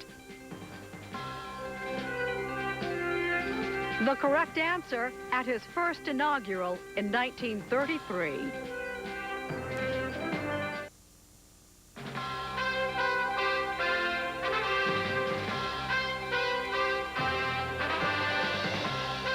Cleared for takeoff. Special Air Mission 1 carrying former President Bill Clinton and new Senator Hillary Clinton to New York with their daughter Chelsea and a couple of friends. They'll go up and spend the weekend in Chappaqua, their new home in Westchester, which is just north of the city and the suburbs there. Some question about whether they'll stay in Chappaqua or whether they'll sell that and move to the city. And there, the new president and Mrs. Bush preparing to leave Capitol Hill to make that historic route down Pennsylvania Avenue to their new address at 1600 Pennsylvania Avenue. Laura Bush in the back of the car, who has been a very important force in his life, his wife and soulmate and confidant since he met her in Midland at a barbecue and married her 3 months later. It's always perilous for anyone to go out on a limb on these occasions, but my guess is that Laura Bush is going to emerge in this administration as a real star. That she's very centered, has a great sense of self-confidence, and she has some objectives in terms of education and reading and literacy, and I think the country will take to her. Let's go to John Siegenthaler now down on the parade route. John?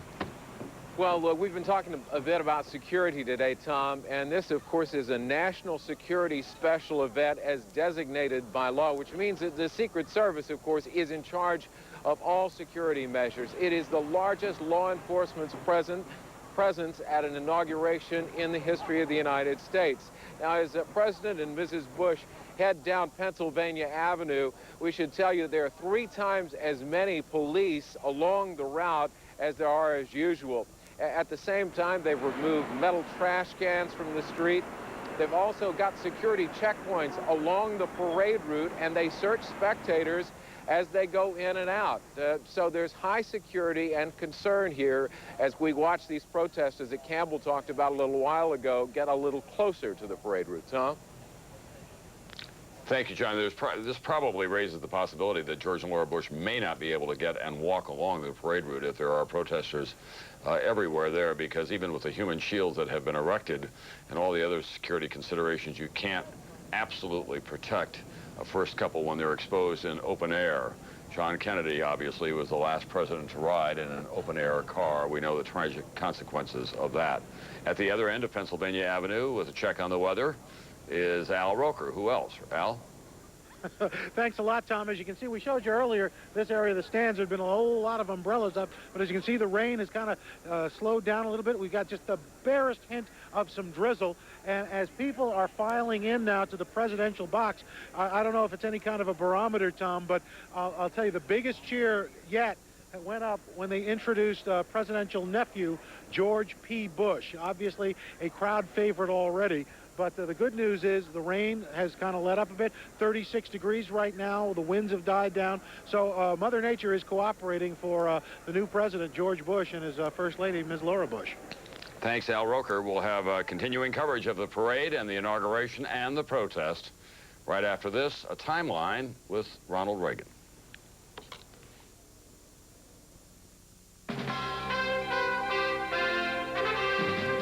From movie actor to governor of California, Ronald Reagan now commanded his biggest stage. In this inaugural address, he vowed to pull America out of its recession. We must act today in order to preserve tomorrow. And let there be no misunderstanding. We are going to begin to act, beginning today. What year was it? 1977, 1981, or 1985? Vote now on our website, msnbc.com. We'll have the answer later today. They will not go away in days.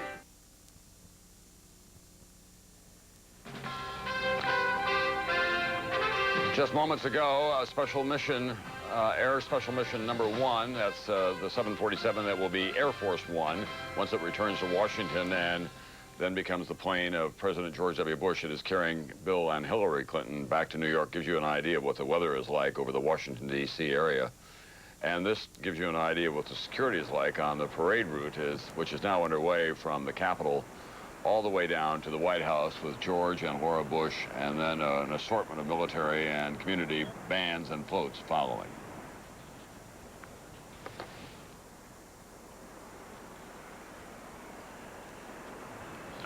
There are protesters along the way, but as you can see, there is virtually a human shield all along the parade route. This is part of the reality of American life. Security is such an enormous consideration now. Tim and I have been talking about these presidential motorcades, even vice presidential motorcades, running 20, 24 cars at a time, not just in Washington, D.C., but wherever they go. Federal authorities insist it's all necessary given the level of threat that we don't know about, but they say they know about. That certainly, Doris, has been a huge change in American life. Oh, absolutely. When you think about the fact that you used to be able to walk into the White House, actually, you could go in and wait inside for an appointment with the president. You could wander around the lawns. You could picnic on the lawns. I mean, we take for granted sometimes all of this change in our lives with locked cars and locked bicycles and obviously locked presidents. But it's a very sad loss in many ways for our country as a whole. And it's true, Tim, not just for the president, but it's also true, as Mrs. Bush is about to find out, wherever she goes. Absolutely. Hillary Clinton constantly tried to sneak out of the White House just to take a walk with her daughter and put a baseball cap on and sunglasses, but the Secret Service was always there because they're charged with the responsibility of protecting her. And God forbid something happened, they would be on the line. But it has now reached a sense, Tom, where even members of the United States Senate are questioning, do we really need this much? And what if you just put somebody in a van and had one support car with it? People wouldn't know who they were or where they're going, and it might be a lot safer than these 20-car motorcades which stop traffic and create a certain excitement about them, which might, in fact, try to influence people to do something untoward. I think it has to be examined very, very seriously. I do, absolutely. And I've talked to both President Clinton and Vice President Gore about it. They say they're powerless. It's up to the Secret Service. Back to Mrs. Bush for just a moment. Everybody will be watching her very carefully. She's not as well known as her husband, but she's about to be. NBC's Andrea Mitchell has been reporting on some of that for us as well. Andrea? Thank you, Tom. I'm here with Martha Brandt, who is Newsweek's White House correspondent, having covered the Bushes for this entire year. And Martha, you have a piece coming out on Monday, I guess, on Laura Bush. Right. Laura Bush is such a different kind of first lady. We've already seen today the military announcer, when Hillary Clinton came down those steps, said, First Lady, Senator Hillary Clinton. That's not going to be Laura Bush. Definitely not. She's painted herself as the anti-Hillary to some extent. And in fact, she's moving out of some prized real estate in the White House. She is not going to take the West Wing office, and the OEOB, the Old Executive Office Building space, is no longer going to be part of her domain, just a traditional East Wing office. She caused a little bit of a stir with Katie Couric on the Today program this week when she said, in answer to a question, that she did not think Roe versus Wade should be overturned. And there was a great deal of discomfort in the Bush camp about the fact that she was speaking so explicitly about a controversial subject. Right. She's never discussed it, despite the fact that reporters have pushed her again and again on the topic until now. Her aides insist that she was pressed. They feel like she was somewhat pushed into saying it, but indeed she did say it, and the timing's interesting given her husband's situation with the Ashcroft nomination. Well, the transcript shows that she simply responded to the question, but one wonders, will she have the effect if people begin to believe that she's a bit more liberal on some of these issues than her husband, of helping him with women. There's a big gender gap, double digit, and there are a lot of Republican women across this country, as well as many Democratic women, who are concerned about the abortion question and other related issues. Right. One of her friends said that she felt that Laura Bush had said it to reassure women. Whether she did or not, I don't know. But certainly she was able in Texas to extend an olive branch to all sorts of groups that weren't necessarily his constituency, women included, artists, writers. So I think she'll probably do the same thing here in Washington. Now, whenever we talk about first ladies, we have to talk about the trivial, the appearance factor. Right. And any thoughts about, you're going to the ball to cover them tonight, the dress, all the excitement about that. How is she going to adjust to that, and to some criticism about style and fashion? She's always been a reluctant public figure, and a couple of weeks ago when she came in that purple plaid outfit, she got some criticism. And her attitude was somewhat bemused or even amused, where she said, I can't believe they're writing about this. And she even said to a friend, can you believe they're writing about my shoes? So she's pretty centered. I don't think she'll change her style that much, but every First Lady gets fine-tuned, so to speak, in the course of 4 years. One of the things that struck me also in an interview with Tom Brokaw earlier this week, or last weekend, she said that she had voted for Eugene McCarthy. This is not someone raised in Midland, Texas, but she was not raised as a strong Republican. She said to Tom that she was a Republican by marriage. Absolutely. In fact, she was a Democrat, although most Texans were until fairly recently. But being a Democrat in Texas is being a yellow dog Democrat. It's not exactly being a liberal Democrat. That's exactly right. But I think that there are suspicions, and her comment the other day to Katie Couric, that she isn't quite as conservative as her husband, and as we saw with her mother-in-law. Exactly. Thank you so much, Martha Brandt. Back to you, Tom. Thank you very much, NBC's Andrea Mitchell. We should tell you as well, the president has already instructed his staff to take some actions. He told Andrew Card to make sure that a number of actions that President Bill Clinton had in his final hours in office, that they not be printed, those regulations, hoping to stop them, most of them having to do with setting aside lands in the West under the Monuments Act, and also dealing with the National Forest and the construction of roads into them. So that'll be a fight that will go on both in the courts and in Congress in the coming weeks, as the presidential motorcade makes its way toward the reviewing stand, where the senior President Bush and Mrs. Bush are already in place. We'll tell you we'll be back after this.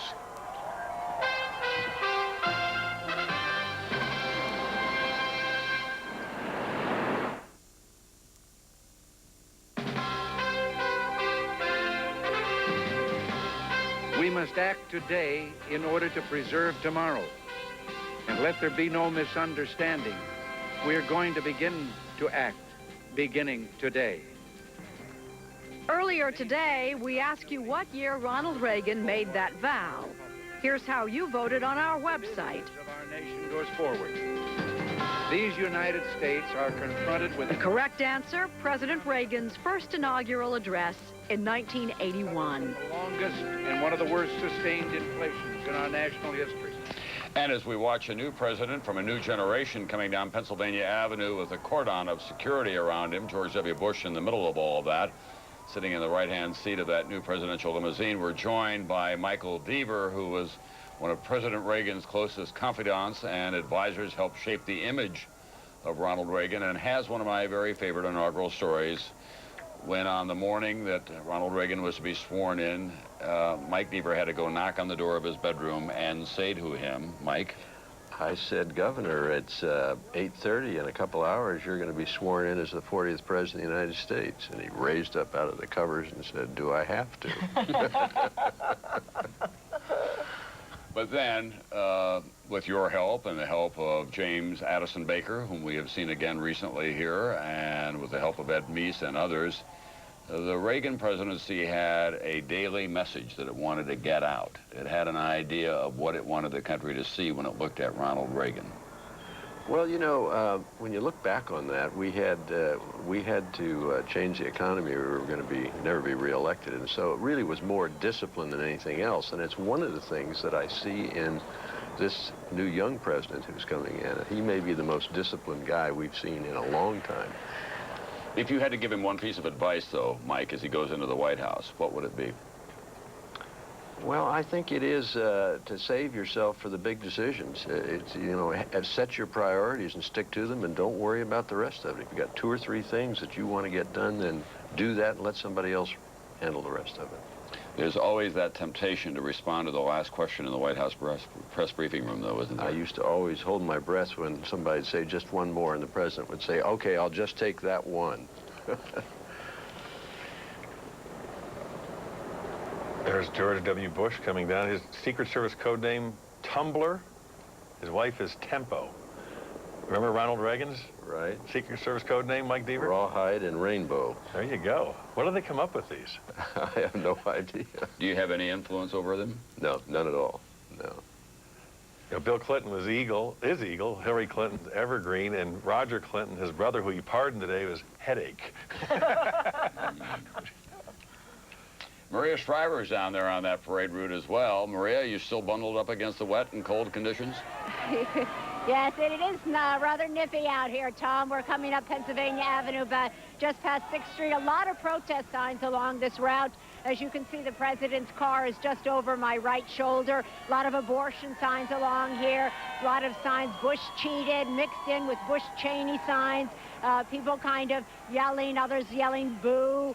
He's got a clear view of all of this. You can see signs over here, no majority, no mandate.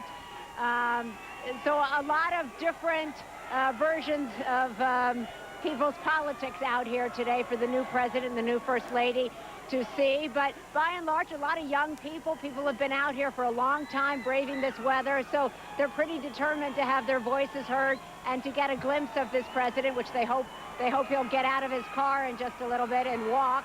No guarantee of that yet, but they seem to be a very vocal crowd. You can see signs like Bush Cheney, thank God, and they're mixed in with other signs down here. Well, Tom, there are a number of protesters here, but one of the more organized groups that has used this as a staging location is the National Organization for Women, and with me now is the president of that organization, Patricia Ireland. And you all have been very vocal in your opposition to the nomination of former Senator John Ashcroft as Bush's Attorney General. Ashcroft saying in his confirmation hearings that he was not going to seek to overturn Roe v. Wade. So why such a strong force here today? Well, first of all, he has given all the right answers in the hearings, but the truth is that by nominating someone so extreme, the Bush-Cheney administration has just really galvanized and strengthened our movement. People are angry, they have a sense of fundamental injustice, and that's what brings them here. And Tom, I can tell you there are some other protesters here in addition to your group, which has been peaceful in its protests. But right now, Tom, I don't know if you can see the picture, but as the motorcade makes its way down Pennsylvania Avenue, there's been pushing and shoving with police lined up along the street in riot gear in kind of a standoff with a small group of protesters, about 20 people, all dressed in black, who have been throwing debris into Pennsylvania Avenue and scuffling somewhat with police right now, and they are getting in a heightened state of alert as President Bush's car gets a little bit closer. Tom? Thank you, Campbell Brown. Let's go back to Maria Shriver. Maria? Tom, the protesting is now very intense as we're coming up here. A lot of National Organization for Women screaming fraud, Bush stole the election. The police are now in about 3 or 4 rows deep along here trying to push back protesters. People taking off their clothes, protesting fur. You can see right here, people down in the street being handcuffed. Police are in riot gear. A lot of screaming, a lot of pushing, a lot of yelling. It's hard to tell exactly how much the president can see, but he can hear all of this and see it.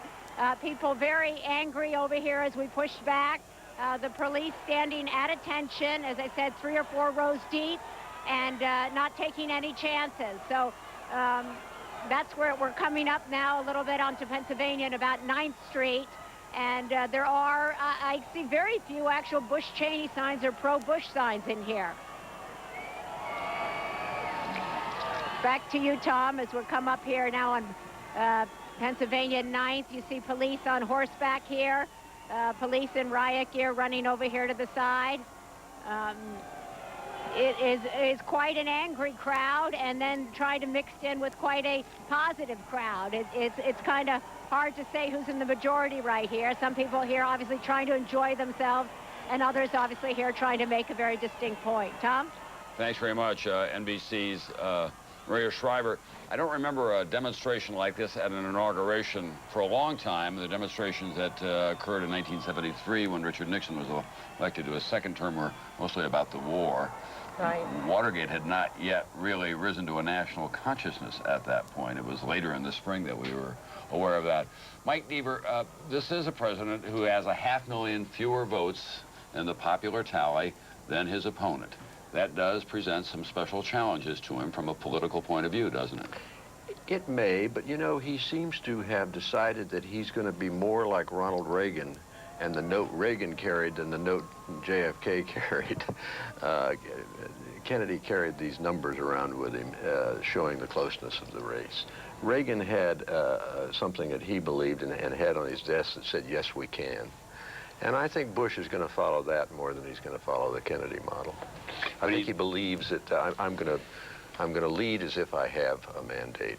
But Doris Kearns Goodwin, he is going to have to reach out to some groups who do feel disenfranchised, and he acknowledged that in his speech there today. Right. Not as much as some previous presidents who had unusual circumstances acknowledged it. John Quincy Adams specifically said, you know, I know that there's peculiar circumstances that made me come here, and I know I have less confidence than previous predecessors, so I ask for your indulgence. I think he wanted more confidence than that, but he did reach out to Mr. Gore, at least in saying he conducted himself well and with honor and dignity. Now, for those of you who are watching, obviously there will be intelligence agents, as it were, in that crowd. They'll be radioing those people who are walking alongside the limousine, telling them what they can expect as they approach different blocks along Pennsylvania Avenue. Maria, let's go back to you briefly. Tom, as we're coming up here on Pennsylvania, about 10th Street, security is very intense, as you can see, all along the president's limo.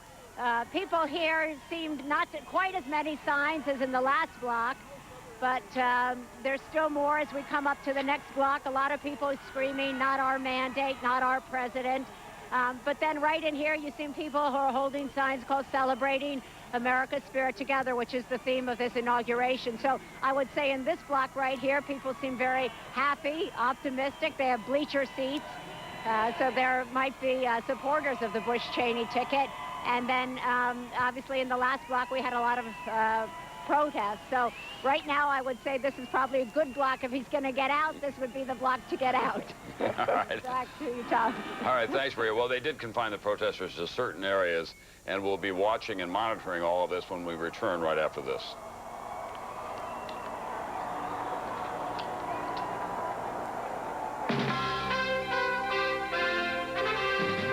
The nation was divided by a war. There were protests in the streets of Washington as Richard Nixon called for peace in one of his inaugurals. Unless we in America work to preserve the peace, there will be no peace. Unless we in America work to preserve freedom, there will be no freedom. What year was it? 1965, 1969, or 1973? Vote now at our website, msnbc.com. We'll give you the correct answer later today.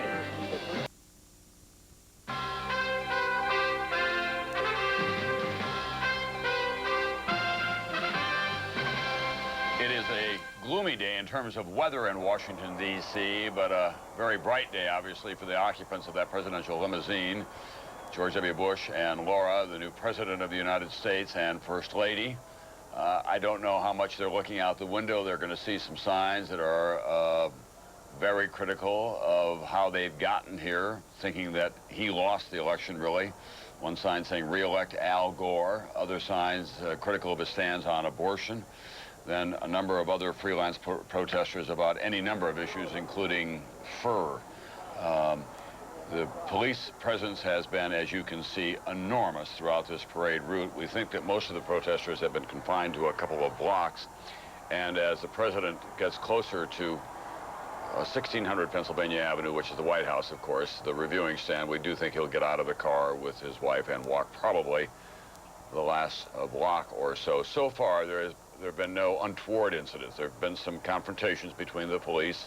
Earlier today, there were some fairly violent dust-ups as the protesters try to move out of their area and toward Pennsylvania Avenue, and more than a dozen arrests altogether, but no reports of injuries of any kind. Ann Curry is down there. Tim, let's go down and get a check from ground level. Ann? All right, Tom, we're in fact missed a lot of the protesters here on Freedom Plaza. There are thousands of people here. They're carrying all kinds of signs. Hail to the thief is what many of the signs read. The day that democracy died, Bush equals racism, Mother Earth is crying, Ashcroft, some bad signs about Ashcroft. So a lot of different sentiments being represented here. A lot of very angry people gathered. However, we should also point out that just behind all of these protesters here in the stands, Tim, make a turn over here. You can see there are some supporters here for, can you make a turn here, Tim? And you see the supporters are also standing and waiting to see President George W. Bush and Mrs. Bush come by. But we've heard a lot of booing, Tom, a lot of very upset people. No question that this is going to be a very mixed and very loud crowd as this motorcade passes, which should be any time now, Tom. All right, thanks very much, NBC's Ann Curry. Let's go right back to Maria now, where she is tracking the presidential motorcade progress and its pause there on Pennsylvania Avenue. Maria? That's right, Tom. We've paused at about Pennsylvania and 13th, which is not a very good place to pause a motorcade since it seems to be filled with protesters who are carrying the signs. You can see them. You are not my leader. Depose King George. Hail to the thief. Pictures of the president saying wanted for murder, for death penalty, illegitimate Bush. Very, very tough signs here. As I said, the motorcade has stopped about a couple feet further down here. A lot of very angry people. You can see the lines, about 4 or 5 rows of police thick right here where we have stopped. It's called Checkpoint 4. And they're screaming and chanting, not my president, not our president. So we're here, we're stopped. As I said, the president's car, you can see over my shoulder back here. Several of the cops kind of looking around, wondering, I think, what is the reason that we've stopped. But I guess there's a little bit of a tie-up, so I'll send it back to you. Tom? All right, thanks, Maria Shriver. This president did lose the popular vote. He did invoke the need for civility and compassion today in his inaugural address. That obviously will be the great test for him in the opening days, the opening hours of his administration, how he puts this country back together again politically. Obviously, there are protesters that he'll never satisfy because they take positions that are completely opposite to his own beliefs. But nonetheless, he has to lower the temperature in Washington if he is to be successful. You can't have this kind of a stalemate. It's also worth pointing out that while these people have every right to be there and these are the expressions of their most deeply held beliefs, we don't know for sure just how many they represent across America. About 44% of the country in recent polls have said that they don't have high expectations for George W. Bush, but most Americans, for a new president, give them a wide margin to succeed and hope that they will. And we'll have continuing coverage right after this.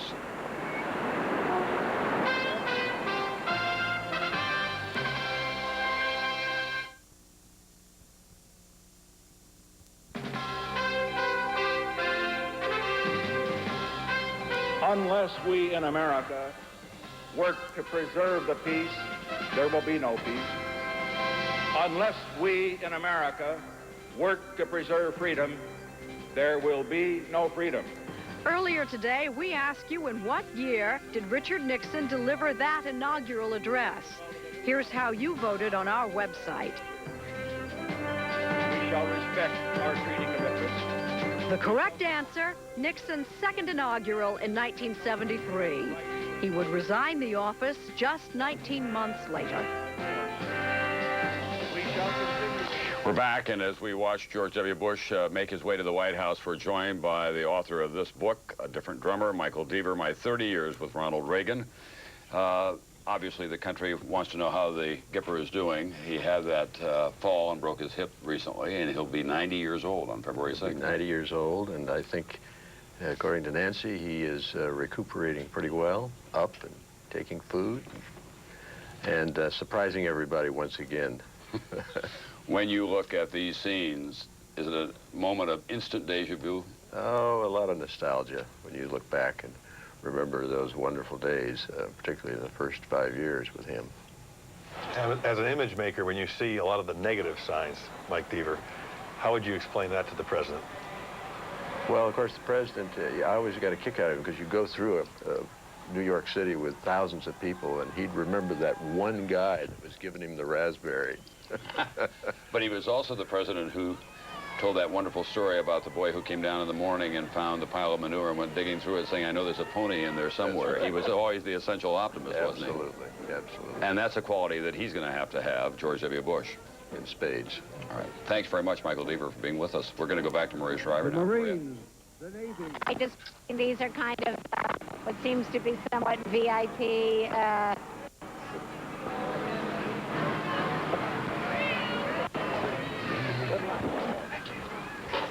I can hear you.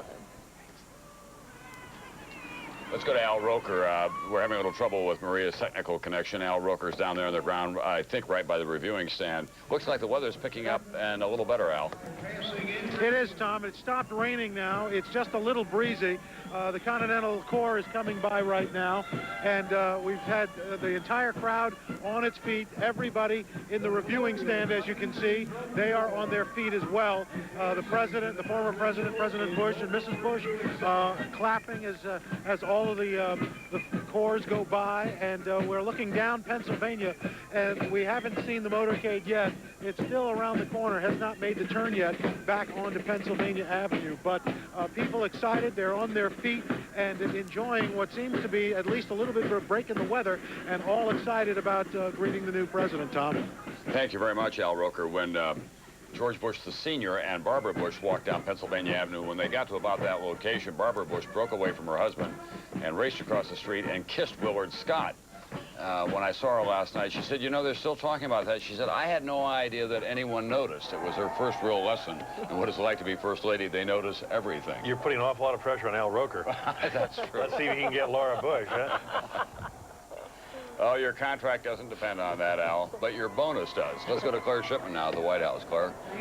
Well, Tom, we've been waiting here at the White House, as you know, for about an hour, hour and a half. A lot of the president's cabinet is all here, a lot of his family. We've seen them walk by. They've been in the stands. It is very wet. I'm sure they're all very cold, but the crowd's getting very excited now that, as you can see, the motorcade is making that final turn. We've also been told to expect that Bush will get out of his, looks like he's going to do it now, get out of his car right around this turn and walk the rest of the way. It's a much more secure area, and usually the Secret Service does not mind the president making this final walk because it is an area that they feel they can secure. Once he reaches the reviewing stand, he may decide to walk right up into the stand as his father did, or come through the White House. We'll wait and see, Tom. All right, thank you very much, Claire Shipman. Let's go to Maria Shriver now, who's down there in the thick of it all. Tom, you can see the president has just gotten out of his limo. This is the place to get out. As I said earlier, he should stay in the car right now. It's a good place. You can see him getting out. There's a lot of people here. Texas hats on there. He seems to be walking over in this direction. I can't see that much behind me, but everybody here, there are no protest signs here. These seems to be people who obviously love their new president, are excited to see him. They've all got Texas hats on, and seem to be excited with the prospect that he could get out, that they could see him up close and personal. I don't know how much you can see over my own shoulder back here. He's waving to the crowd.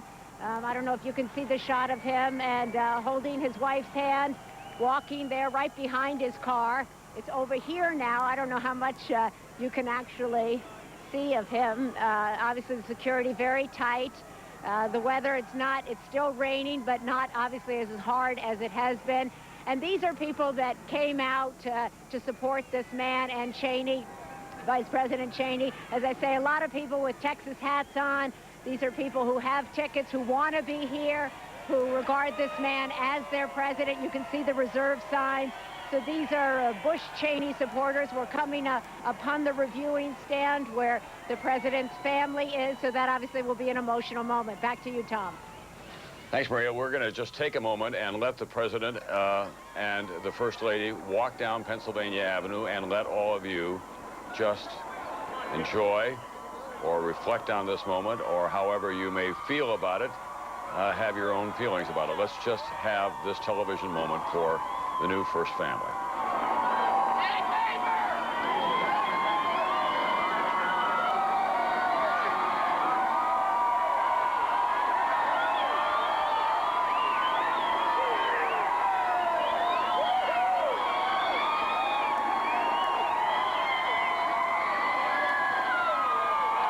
now past what is the east entrance to the White House, which is a social entrance for many occasions. That's the Treasury Department that you see back there with the columns on the left side of your screen.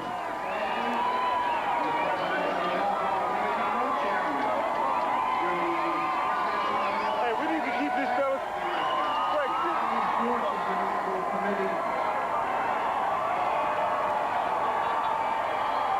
and the media.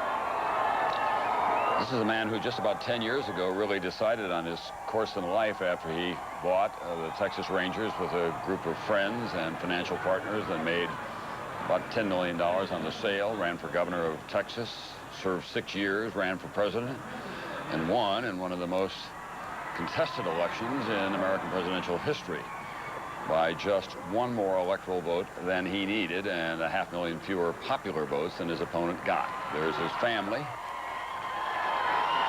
So this is a moment in American history unlike any other that we have been witness to. We're joined by General Wesley Clark, who many of you will remember as the commander of NATO forces during the bombing in Kosovo, a fellow Arkansan with Bill Clinton and West Point graduate, now retired. General Clark, we've been hearing from this president and from General Powell as well, who's the new Secretary of State, that they don't think that the United States ought to be as involved as it has been in Central Europe. Think that's a good idea? We heard some of those expressions early, but what I'm hearing lately is a lot more continuity. I think we're going to see this administration take a very measured course in looking at those commitments. They're listening to the allies. They've gotten some voices of concern from Europe, and I think they will take a look at what's going on over there, how much the allies are really doing now before they make any rapid moves. What are the other hotspots in the world that concern you as you look forward to the next 4 years? Well, I think that first and foremost has to be the Middle East and what's going on between Israel and Palestine. That's a powder keg. It's going to require a lot of presidential attention. I think beyond that, there are some very important policy issues. This is an administration which is committed to national missile defense, and that is a very controversial topic, not only with Russia and China, but with our NATO allies. There are going to be issues with China. China's got to come into the World Trade Organization, but are we going to sell arms to Taiwan? Twice, this new president has told me that he would be willing to consider building a missile defense shield jointly with the Russians. Think that's realistic? Well, I think there are some important issues that have to be worked in that respect. The technology, the sharing of the information. But I think that all options have to be discussed. And so I think a lot of people would be very interested in hearing how he'd propose to discuss that. We'll also point out, General Clark, that today we have an announcement from the Middle East that the Palestinians and the Israelis are going to start what they call a marathon peace negotiation in Egypt. So that is the final legacy of Bill Clinton as he goes out of office. He tried so hard to get a deal, but at least they've kick-started the process again. Where it'll go, we don't know. And that goes right onto the agenda of this man that we're watching now. Let's go down to Al Roker, who is on the parade route. Al? Well, Tom, the President and First Lady have now since passed, heading down Pennsylvania Avenue to swing around to the South Lawn and then come back out onto the reviewing stand. They just announced the President and the First Lady. A cheer has gone up from the crowd. So it's, I guess they've walked through now, and I didn't get the kiss, Tom. I didn't get the kiss. Well, I think it's the fact I didn't have the banaka with me. Okay, Al Roker, who will be working on the quality of his breath control, and we'll be back after this.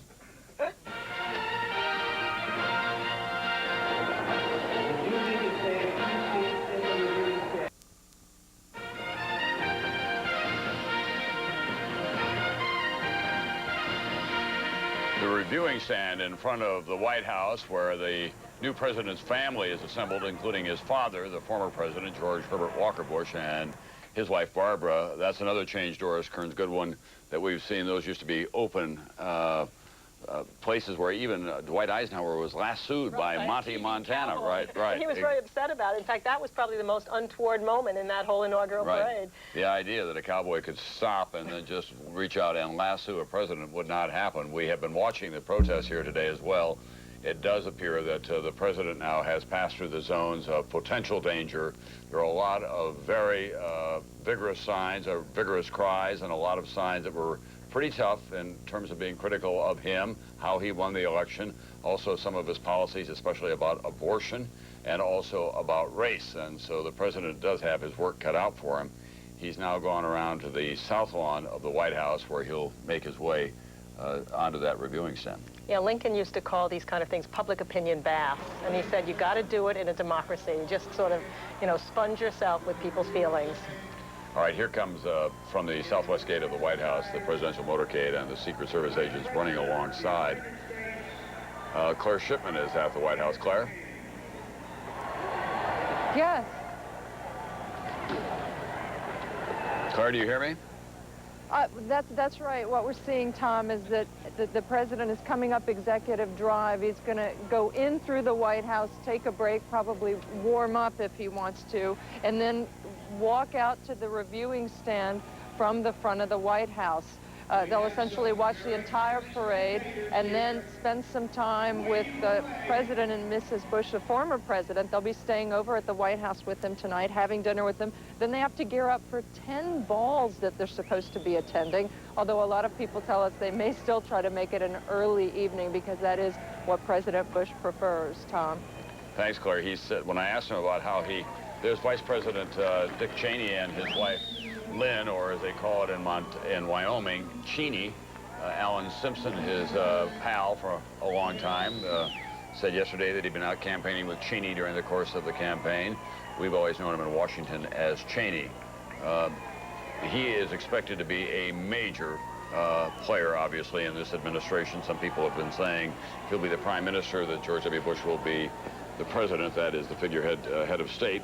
George W. Bush says that is not the case, but he will rely on his judgment. He thinks the world of him, and picking Dick Cheney as his vice presidential running mate was an early and important decision for him, I think, in having the success that he did. We'll be back with more right after this.